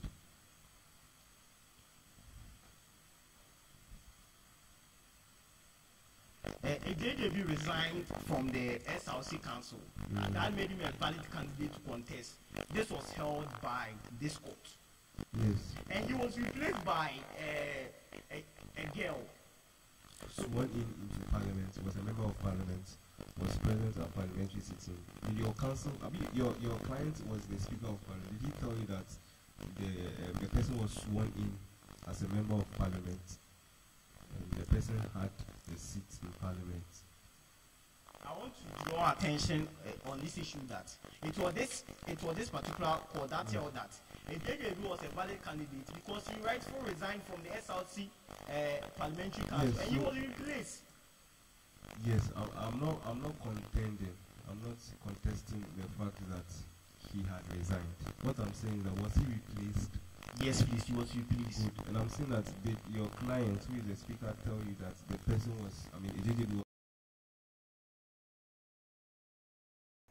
with someone who was sworn in to occupy that seat. Do you have any evidence to prove that someone was sworn in to occupy that seat? Or can you prove that? A valid candidate to contest for the SRC president because he rightfully resigned from the. Yes, so he was replaced. A seat, so he's no. So if you are a saying seat can be vacant. If someone resigns and nobody replaces him, the seat is vacant. And per the argument of his counsel, they said that's his opinion, unless you can prove evidence to show that it was actually done. So Jessa Nisi was replaced. Nisi was replaced and AJJB was also replaced. So I've heard your submission. So we should come into a common consensus here because it was this court that held that. So the consensus that we would reach, the common consensus you want us to reach would be outlined in my judgment. So if you have another thing to say, then we can proceed. So I want the court to come to a common consensus that Nisi, the General Secretary, was replaced, and the JJB was replaced because the court held that he was a valid candidate because he rightfully resigned, and he was replaced as the president, as the college president. So that automatically made that person being a member of the SRC. A girl. Girl's name. The girl was here, but please give me a minute to. No, we don't have so much time, bro. But I want. But don't worry, I've taken your submission into consideration. So it means that two, Ndisi was replaced and a JJB was replaced, making it the number of the parliamentarian will be 39, not 37. So when you are dividing 8 by 1/3, so make it 39. It will be 13. So the quorum is 13, and per section 6 and 18 subsection 2, the speaker is not supposed to be a member of parliament, and the one presiding is not counted. So reducing it to 11. Okay. So which does not form the quorum for them to pass the bill. So the bill was revisited by was revisited by the parliament because it was illegally implemented. That's where. What do you think? Do you think that if parliament, so you are saying that the bill was passed without following a constitutional procedure, right? Because the quorum was not yes, met. and that is where Honorable. Let's flow. That's where Honorable Ami stated in a submission that the time the sitting was organized, the quorum wasn't reached. So she suggests the entire house should revisit and deliberate. Okay, so you are saying that the bill was passed unconstitutional. Yes, yes, it was passed unconstitutional. Yes, because the quorum was not met. Because two people replaced Nisi and I agree. the JJB. Understand. So, Council, what do you think is the right procedure if a constitutional provision has been breached? What do you think should be done to remedy it? And I would like to avert your mind to Article 3.1 of our SRC Constitution.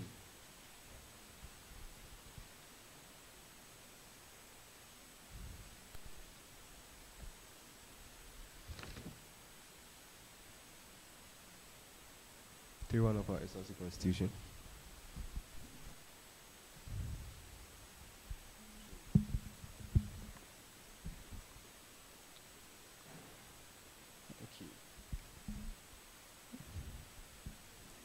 Any student who alleges that an act or omission of any person or group of person or a constitution, any student who alleges that any act or omission of any person or a group of person, B, a constitution, a word document, a decision, a resolution of anybody, JCR, association, society, union, or club, is in contravention with a provision in this constitution, may apply to the Judicial Committee for a declaration to that effect. The Judicial Committee shall, for the purpose of such declaration, under clause 1 of this article, make such orders and give such direction as it may consider appropriate for giving effect or enabling effect to be given to the declaration so made. All right, Council. So, don't you think that if any of the parliamentarians believe or allege, according to Article 3.1, that the provision says any student who alleges, they are students, right? So if they allege that there was an act or omission, right, made by Parliament, or there was a resolution made by Parliament which was in contravention with a provision in this Constitution, and in this case, the provision that talks about quorum, right? So if they believe that the bill was passed and was not done appropriately, or was done, or the manner in which it was passed was in contravention with a provision in this Constitution, what do you think should have been done? The remedy that was given to my learning colleague, that when an act of Parliament is not in line with the Constitution, it will be null and void. Here, the same remedy should be given to us, because the quorum was not formed, which violates the SRC Okay, constitution. so that's what I'm saying. That if anyone believes that the quorum was not formed, was the remedy to revisit the bill that was already passed, or to make or to challenge it in the judicial committee? So, but we are, that is where Kelvin Osentry stood on part 10 or that 424 per the standing order that a member may call for a head count if the decision of the speaker on the voice note is questionable. So he's standing on this order for us to recall for a head count. No, I think that you should make a very good juxtaposition. We are talking about a constitutional provision being breached, and he's also talking about a head count from a voice note which is questionable. Right, two different things. So there are two different things. So the quorum was not formed, so meaning it is a nullity from its inception. It was a nullity from its inception. Yeah. Okay, but if you believe that the quorum was not formed and it was a nullity from its inception, what was supposed to be done? So this is where we will talk about the famous Lord Dennis famous words. If an act is void, then it is in law a nullity. It is not only bad, but incurably bad. There is no need for an order of the court to set it aside. There is no need for the order of the court to set it aside. It is automatically null and void.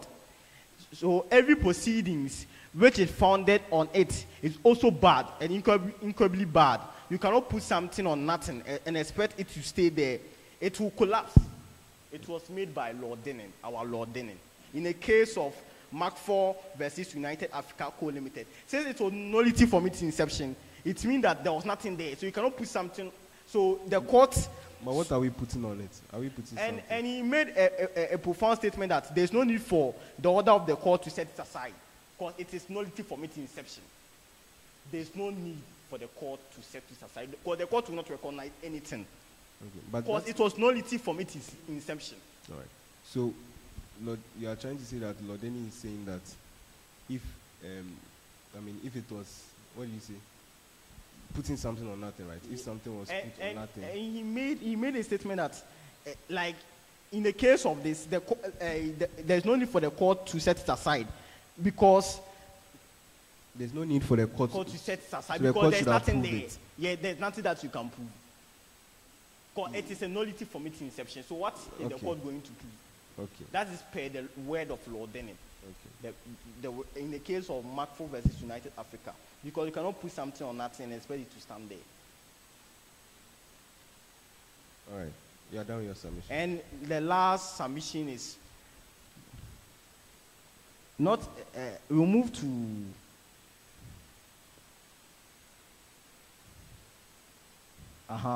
We'll move to the doctrine of mootness. So we'll move to the doctrine. We are moving from Lord Dennis' famous words, and we are concurring it with the doctrine of mootness. All right, let's hear you.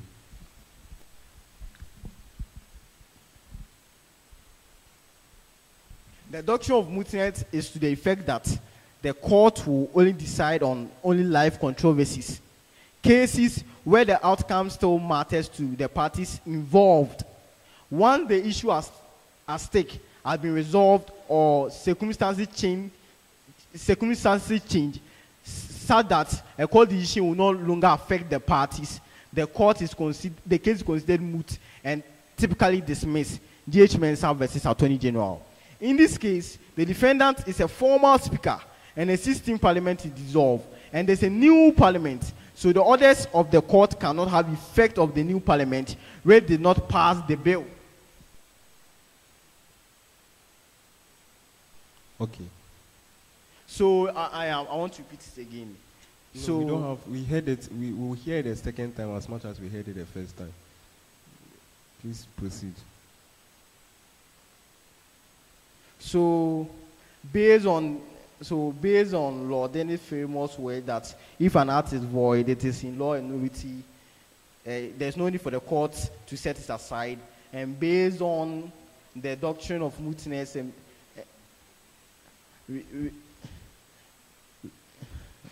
we established that there's no need for the court to sit on this matter, and to sit on this matter because the case has become moot and it is void from its inception. Okay. Counsel, thank you very much for your submission.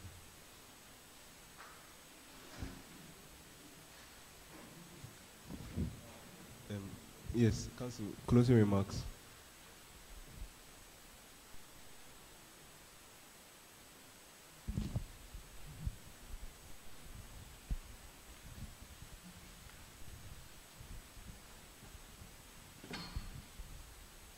My Lord, may it please the court. The first submission counsel would like to make on the closing remarks is to even rebut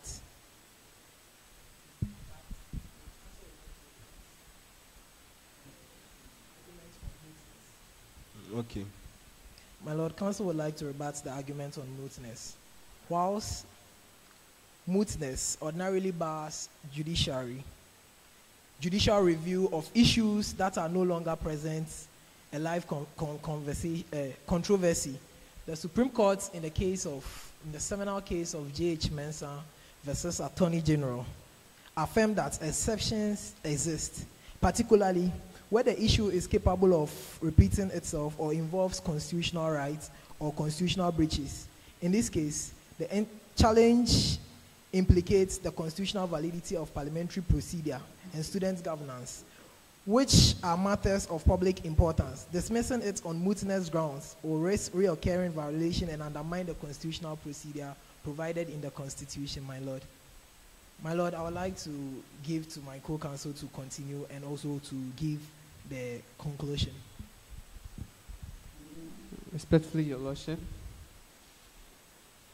whilst counsel was making his submissions, he made reference to the fact that he even made a query, which he asked that if an act breaches the Constitution, can it be challenged in the court? And we responded yes. So in this matter, the conduct of the former Speaker of Parliament by allowing an ad hoc motion to reconsider the bill was unconstitutional. Therefore, we challenge such a decision based on Article 3(1) and 61(1)(b) of the Constitution 2021.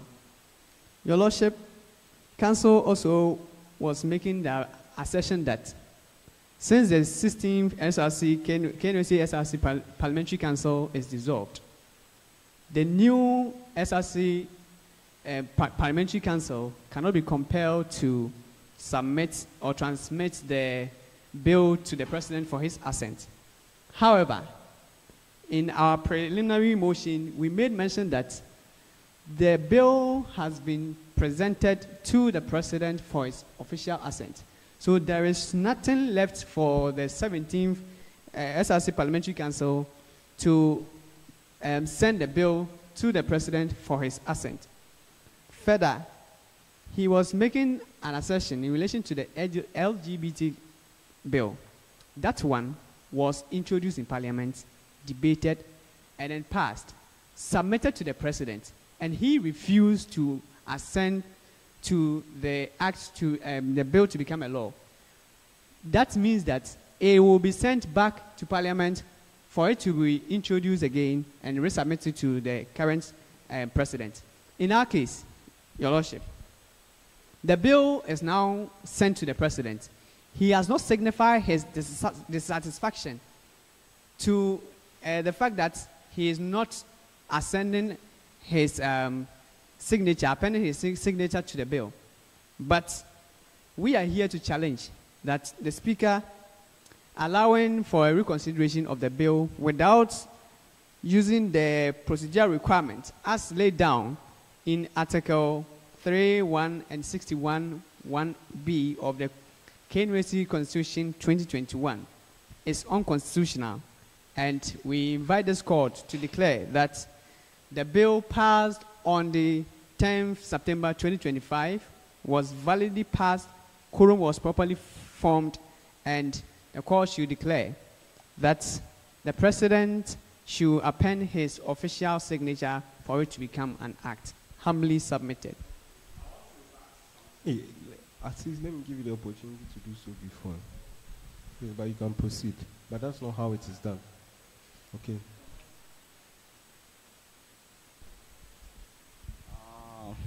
Per the statement, I said that Nisi was replaced. The name of the person is Esinam. Esinam. And I can show you. Don't worry. Okay, Esinam. So it means that since Esinam was replaced, that was sworn in. Was sworn in. This was a parliamentary proceeding. That she was sworn in. Yeah. All right. This was a parliamentary proceeding. Did you hear me? I said you can prove that she was sworn in. I can prove that can you help us know whether she was sworn in or not? Yes, she was sworn in because she was replaced. No, if you are being replaced, was she not the vice president? Esinam. Yes, the vice president. Or if the president resigns, the vice president comes take the position. Or Nisi. I'm talking about Nisi. Okay. Because what they said Nisi also resigned. So she was replaced by Esinam. Okay. So please let me finish my argument. Esinam. They can object while you are talking. Okay.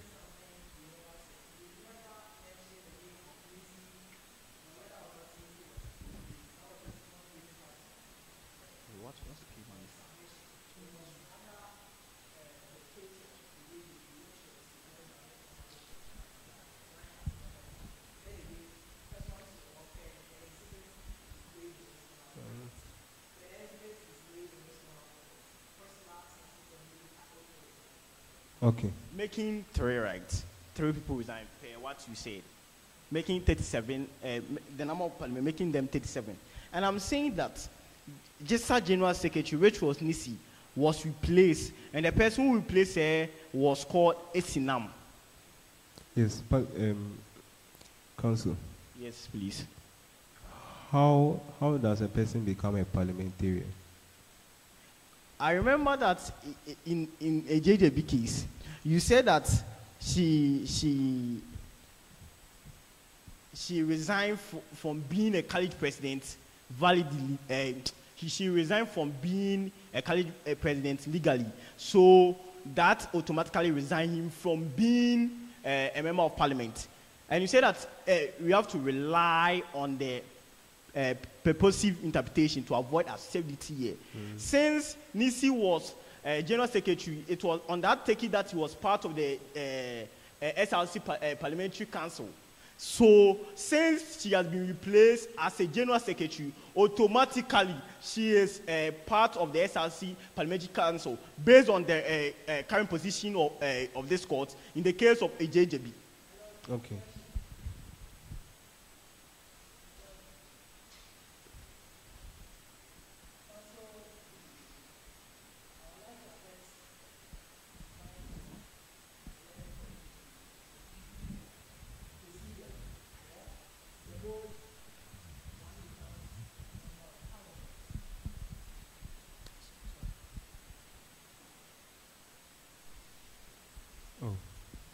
My Lord, pursuant to Article 40.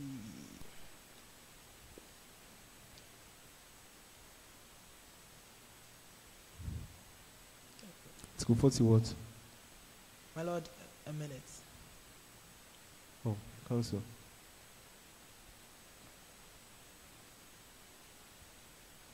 My Lord, pursuant to the Constitution, is to the effect that a person, pursuant to the SRC Constitution, provision. It is to, my Lord, that's what? Yes.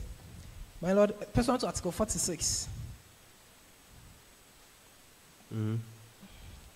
of 46 Clause 1 of the SRC Constitution, is to the effect that a member of Parliamentary Council shall, before taking his seat in Parliamentary Council, take and subscribe before the Speaker oath of allegiance and the oath of Member of Parliament Council set out in the 3rd schedule of this Constitution. And the Constitution was very explicit on that. And did not mention anything like once a member of parliament resigns, automatically another person becomes a member of parliament, just like my learning colleague had said, to throw dust in the eyes of the court. And respectfully, Your Lordship, again, even if it is admitted that the said person was sworn in as a member of parliament, all that we are arguing is that once you are challenging the validity of the bill, that quorum was not formed, it is only this court that has the power to determine the validity or otherwise of the bill. And once they did not follow that procedure, and Article 3 and 61 of the Constitution, the said revisiting of the bill is invalid, void, and unconstitutional. That is what we are arguing here.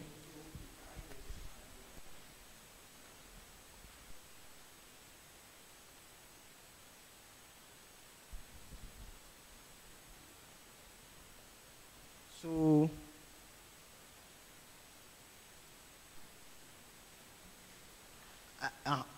I was making an argument that based on the decision of AJJB by this court. Counsel, it's very necessary that we make a very good juxtaposition. This provision is talking about how someone enters into parliament, right? In the case of AJJB, talked about how someone leaves through resignation. So I don't know why you are relying on it. There's a big juxtaposition. In this case, the person you are mentioning, you said Isinam. Yeah, Isinam. You are talking about how she entered parliament. Before you enter parliament, you are supposed to take this oath. So there are differences between the cases. Okay. We are saying that the resolution to pass the bill was a parliamentary proceedings. Counsel, I think you objected to what they said. Or no, yeah. I'll give you an opportunity to give your closing remarks. So I want to know if you are giving your closing remarks. I am rebutting what he was saying, that it is this court that can sit on this case. And I was saying that it is a parliamentary proceedings. That is why a motion was moved to revisit the bill. And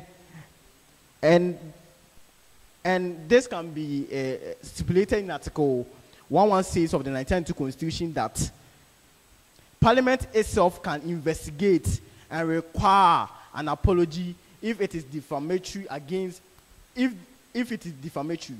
So it means that the Parliament itself can investigate into this matter. That is why they revisit the bill per Article 116 of the 1992 Constitution. All right. Your submission has been well noted. Are you okay? So I want to make it. That is why the bill was revisited by the members of Parliament, and they made a decision that the quorum was not formed. The quorum was not formed legally. That is why they rejected the bill. Okay. Closing remarks. So we will base our arguments on the saying of Lord Denning, that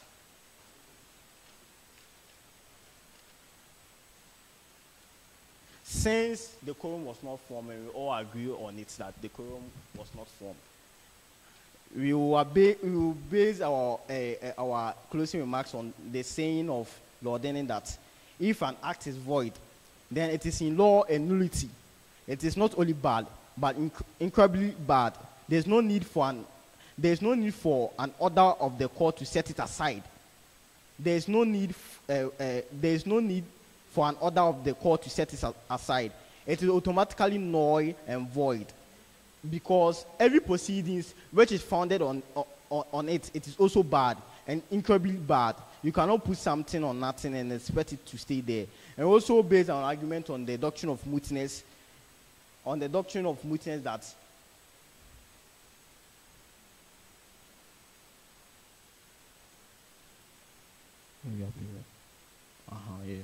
we also base our argument on the doctrine of mootness to the effect that the court will only decide on only live controversies.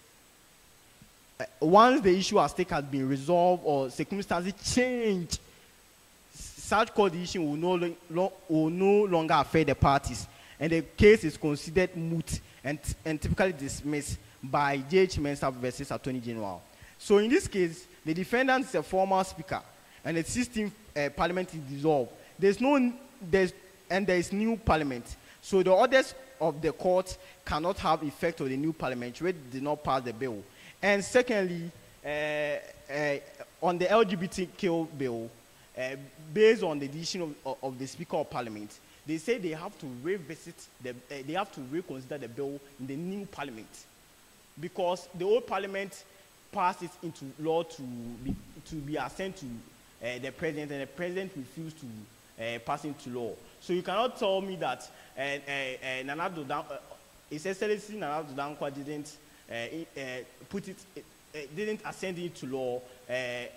John Mani Mahama must pass it into law, because it was not considered by it was not considered under his term in office. It was considered under the term in office. It was also considered under his term in office. So they have to consider the bill under his term in office for the sent to him for him to assent to. Okay, thank you. All right, we'll go on a recess. Is that you have given your closing remarks, right?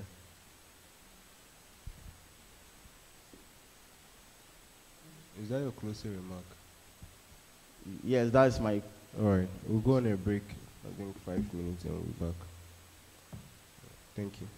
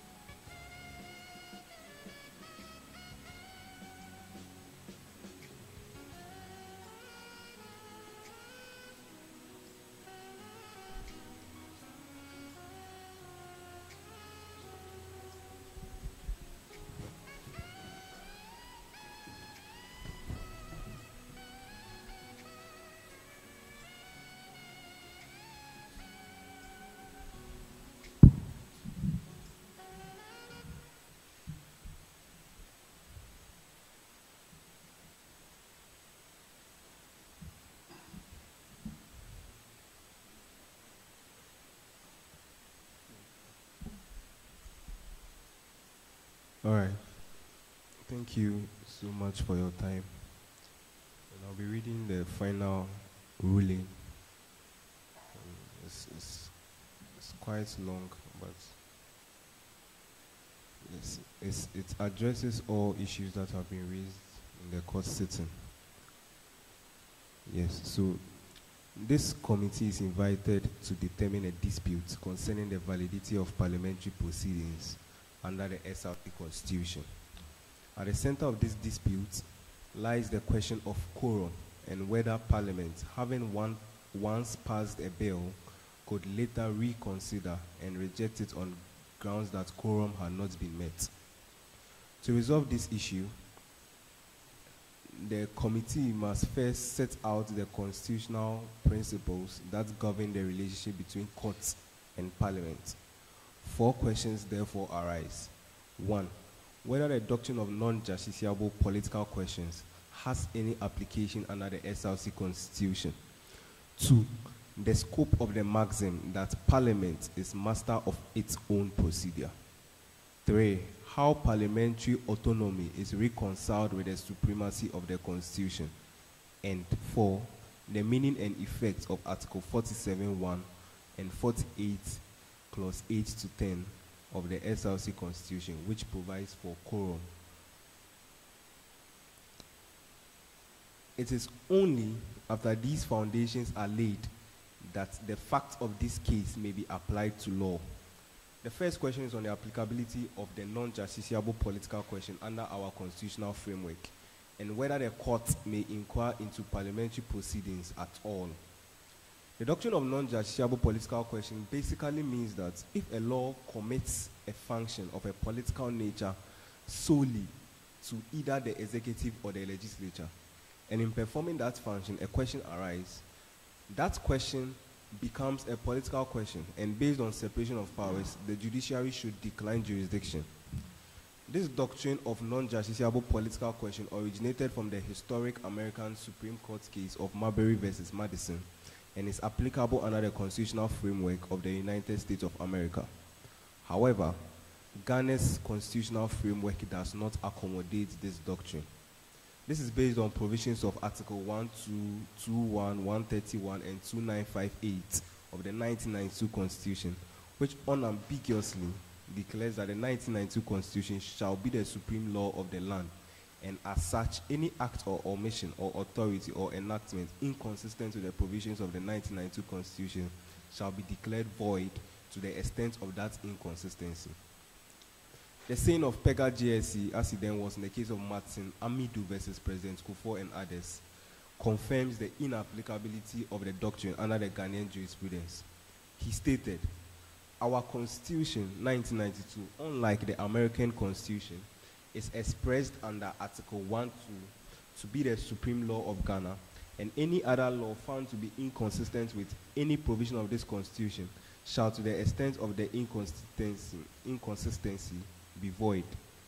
Despite this provision, there is inherent or internal evidence in our 1992 Constitution that the policy which informs or should inform an act of Parliament and the desirability of enacting such a law are matters for the executive and the legislature to decide.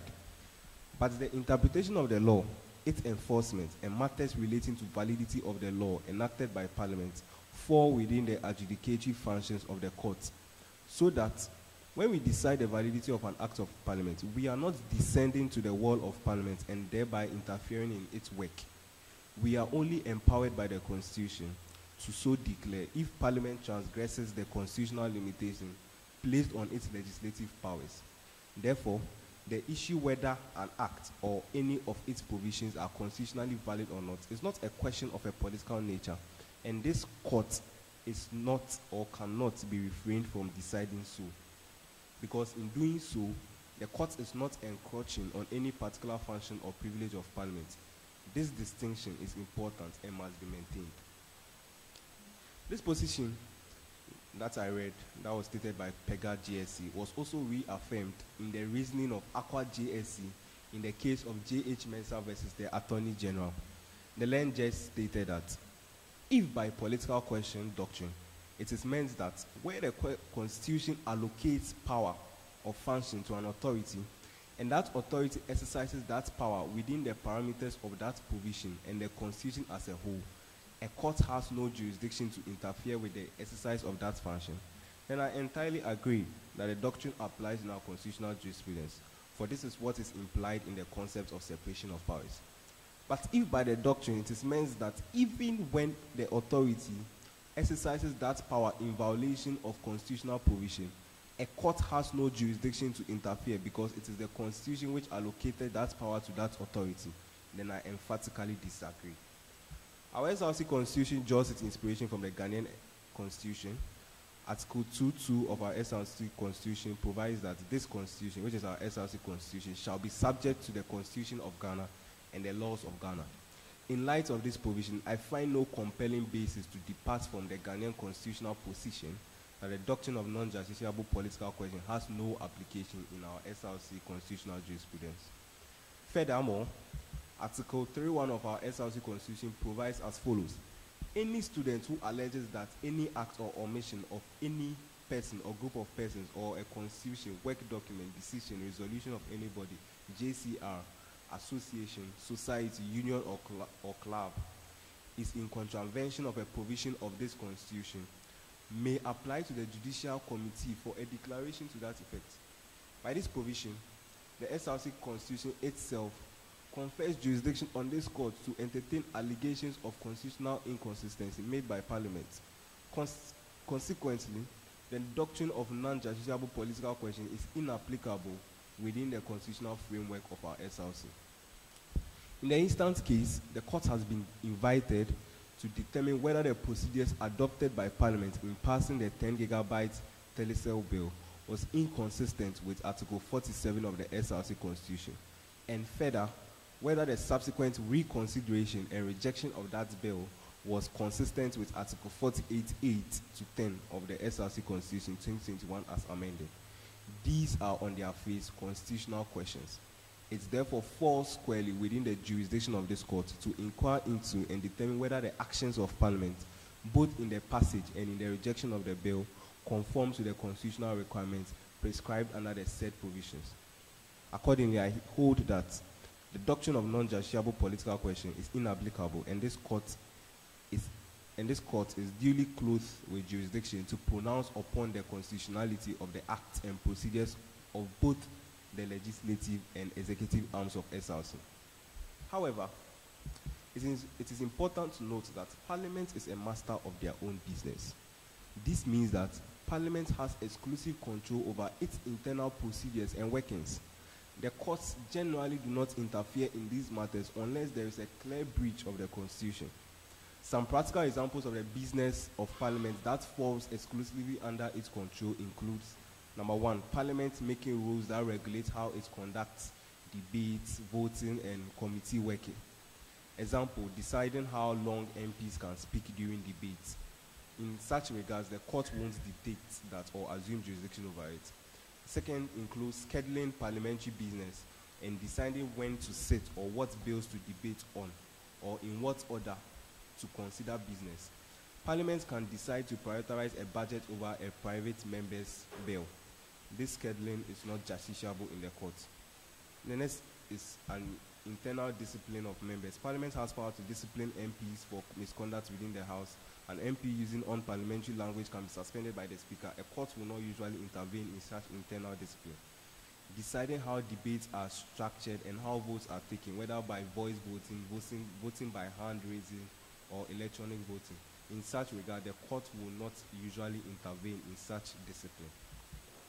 However, as earlier noted, while Parliament is generally a master of its own procedures, where it undertakes an act that is regulated by a constitutional provision, the courts may intervene to determine whether that act was carried out in accordance with the substance and procedures prescribed by the Constitution.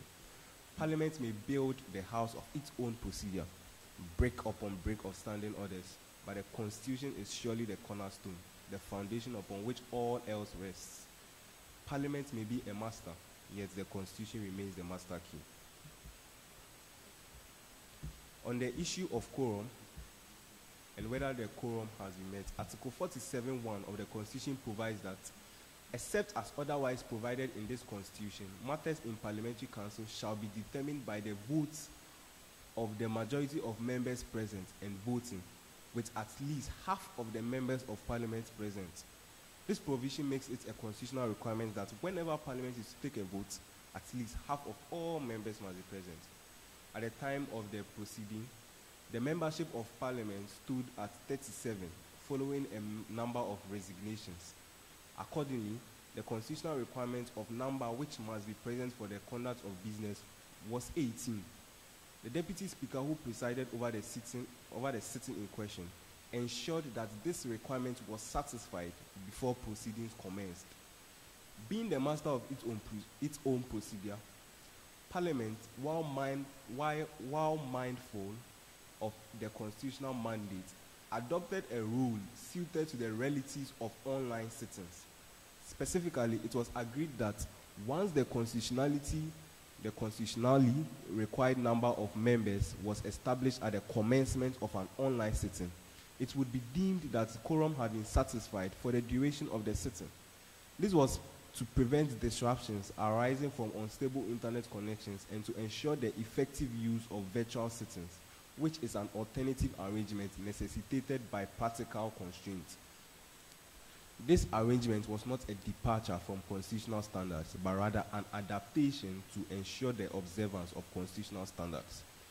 Exhibit E, tendered in evidence, confirms that the Speaker, Right Honorable Papache himself, expressly explained this practice as the standard approach. The witness statement written by Ms. Agatha also confirms this approach. Indeed, on the day in question, the Speaker sacrificed 30 to 40 minutes of her time to verify and to ensure that the requisite number of members were present before proceedings began. From the evidence before me, including the testimony of the clerk and Deputy Speaker, supported by screenshots of the virtual meeting, I'm satisfied that the constitutional quorum of at least 80 members was duly established. The bill was subsequently passed by members present and voting. On the question of reconsideration of the bill, following the passage of the bill, certain members who had been absent sought to move a motion for its reconsideration.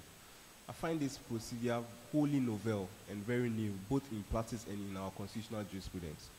Article 48, Clause 8 to 10 of the Constitution provides the circumstances under which Parliament may reconsider a bill. The only constitutionally sanctioned ground for the reconsideration of a bill is when the President, upon being presented with a bill, withholds assent and returns the bill to Parliament for reconsideration. It follows that Parliament cannot, on its own motion or at the instance of members absent at an earlier sitting, reopen and reconsider a bill already duly passed. If a member believes that the passage of a bill was tainted by procedural irregularity and the constitutional procedures outlined in the SRC Constitution was not followed, the proper course is not for Parliament to undertake a reconsideration, but rather for such a member to invoke the jurisdiction of this court to pronounce upon the validity of the proceedings. This principle was affirmed in Eziame Manan versus the Attorney General and the Speaker of Parliament. In light of the foregoing, I hold as follows. The constitutional requirements for quorum in the passage of the 10 Gigabyte Telecel data bill were duly satisfied. The attempt by Parliament to reconsider and subsequently reject a bill that had already been passed outside the frameworks of Article 48, 8 to 10 is alien to our constitutional practice and therefore unconstitutional. Accordingly, I declare that the passage of the 10 Gigabyte Telecel data bill was valid and constitutional, while its purported reconsideration and rejection were unconstitutional. Thank you.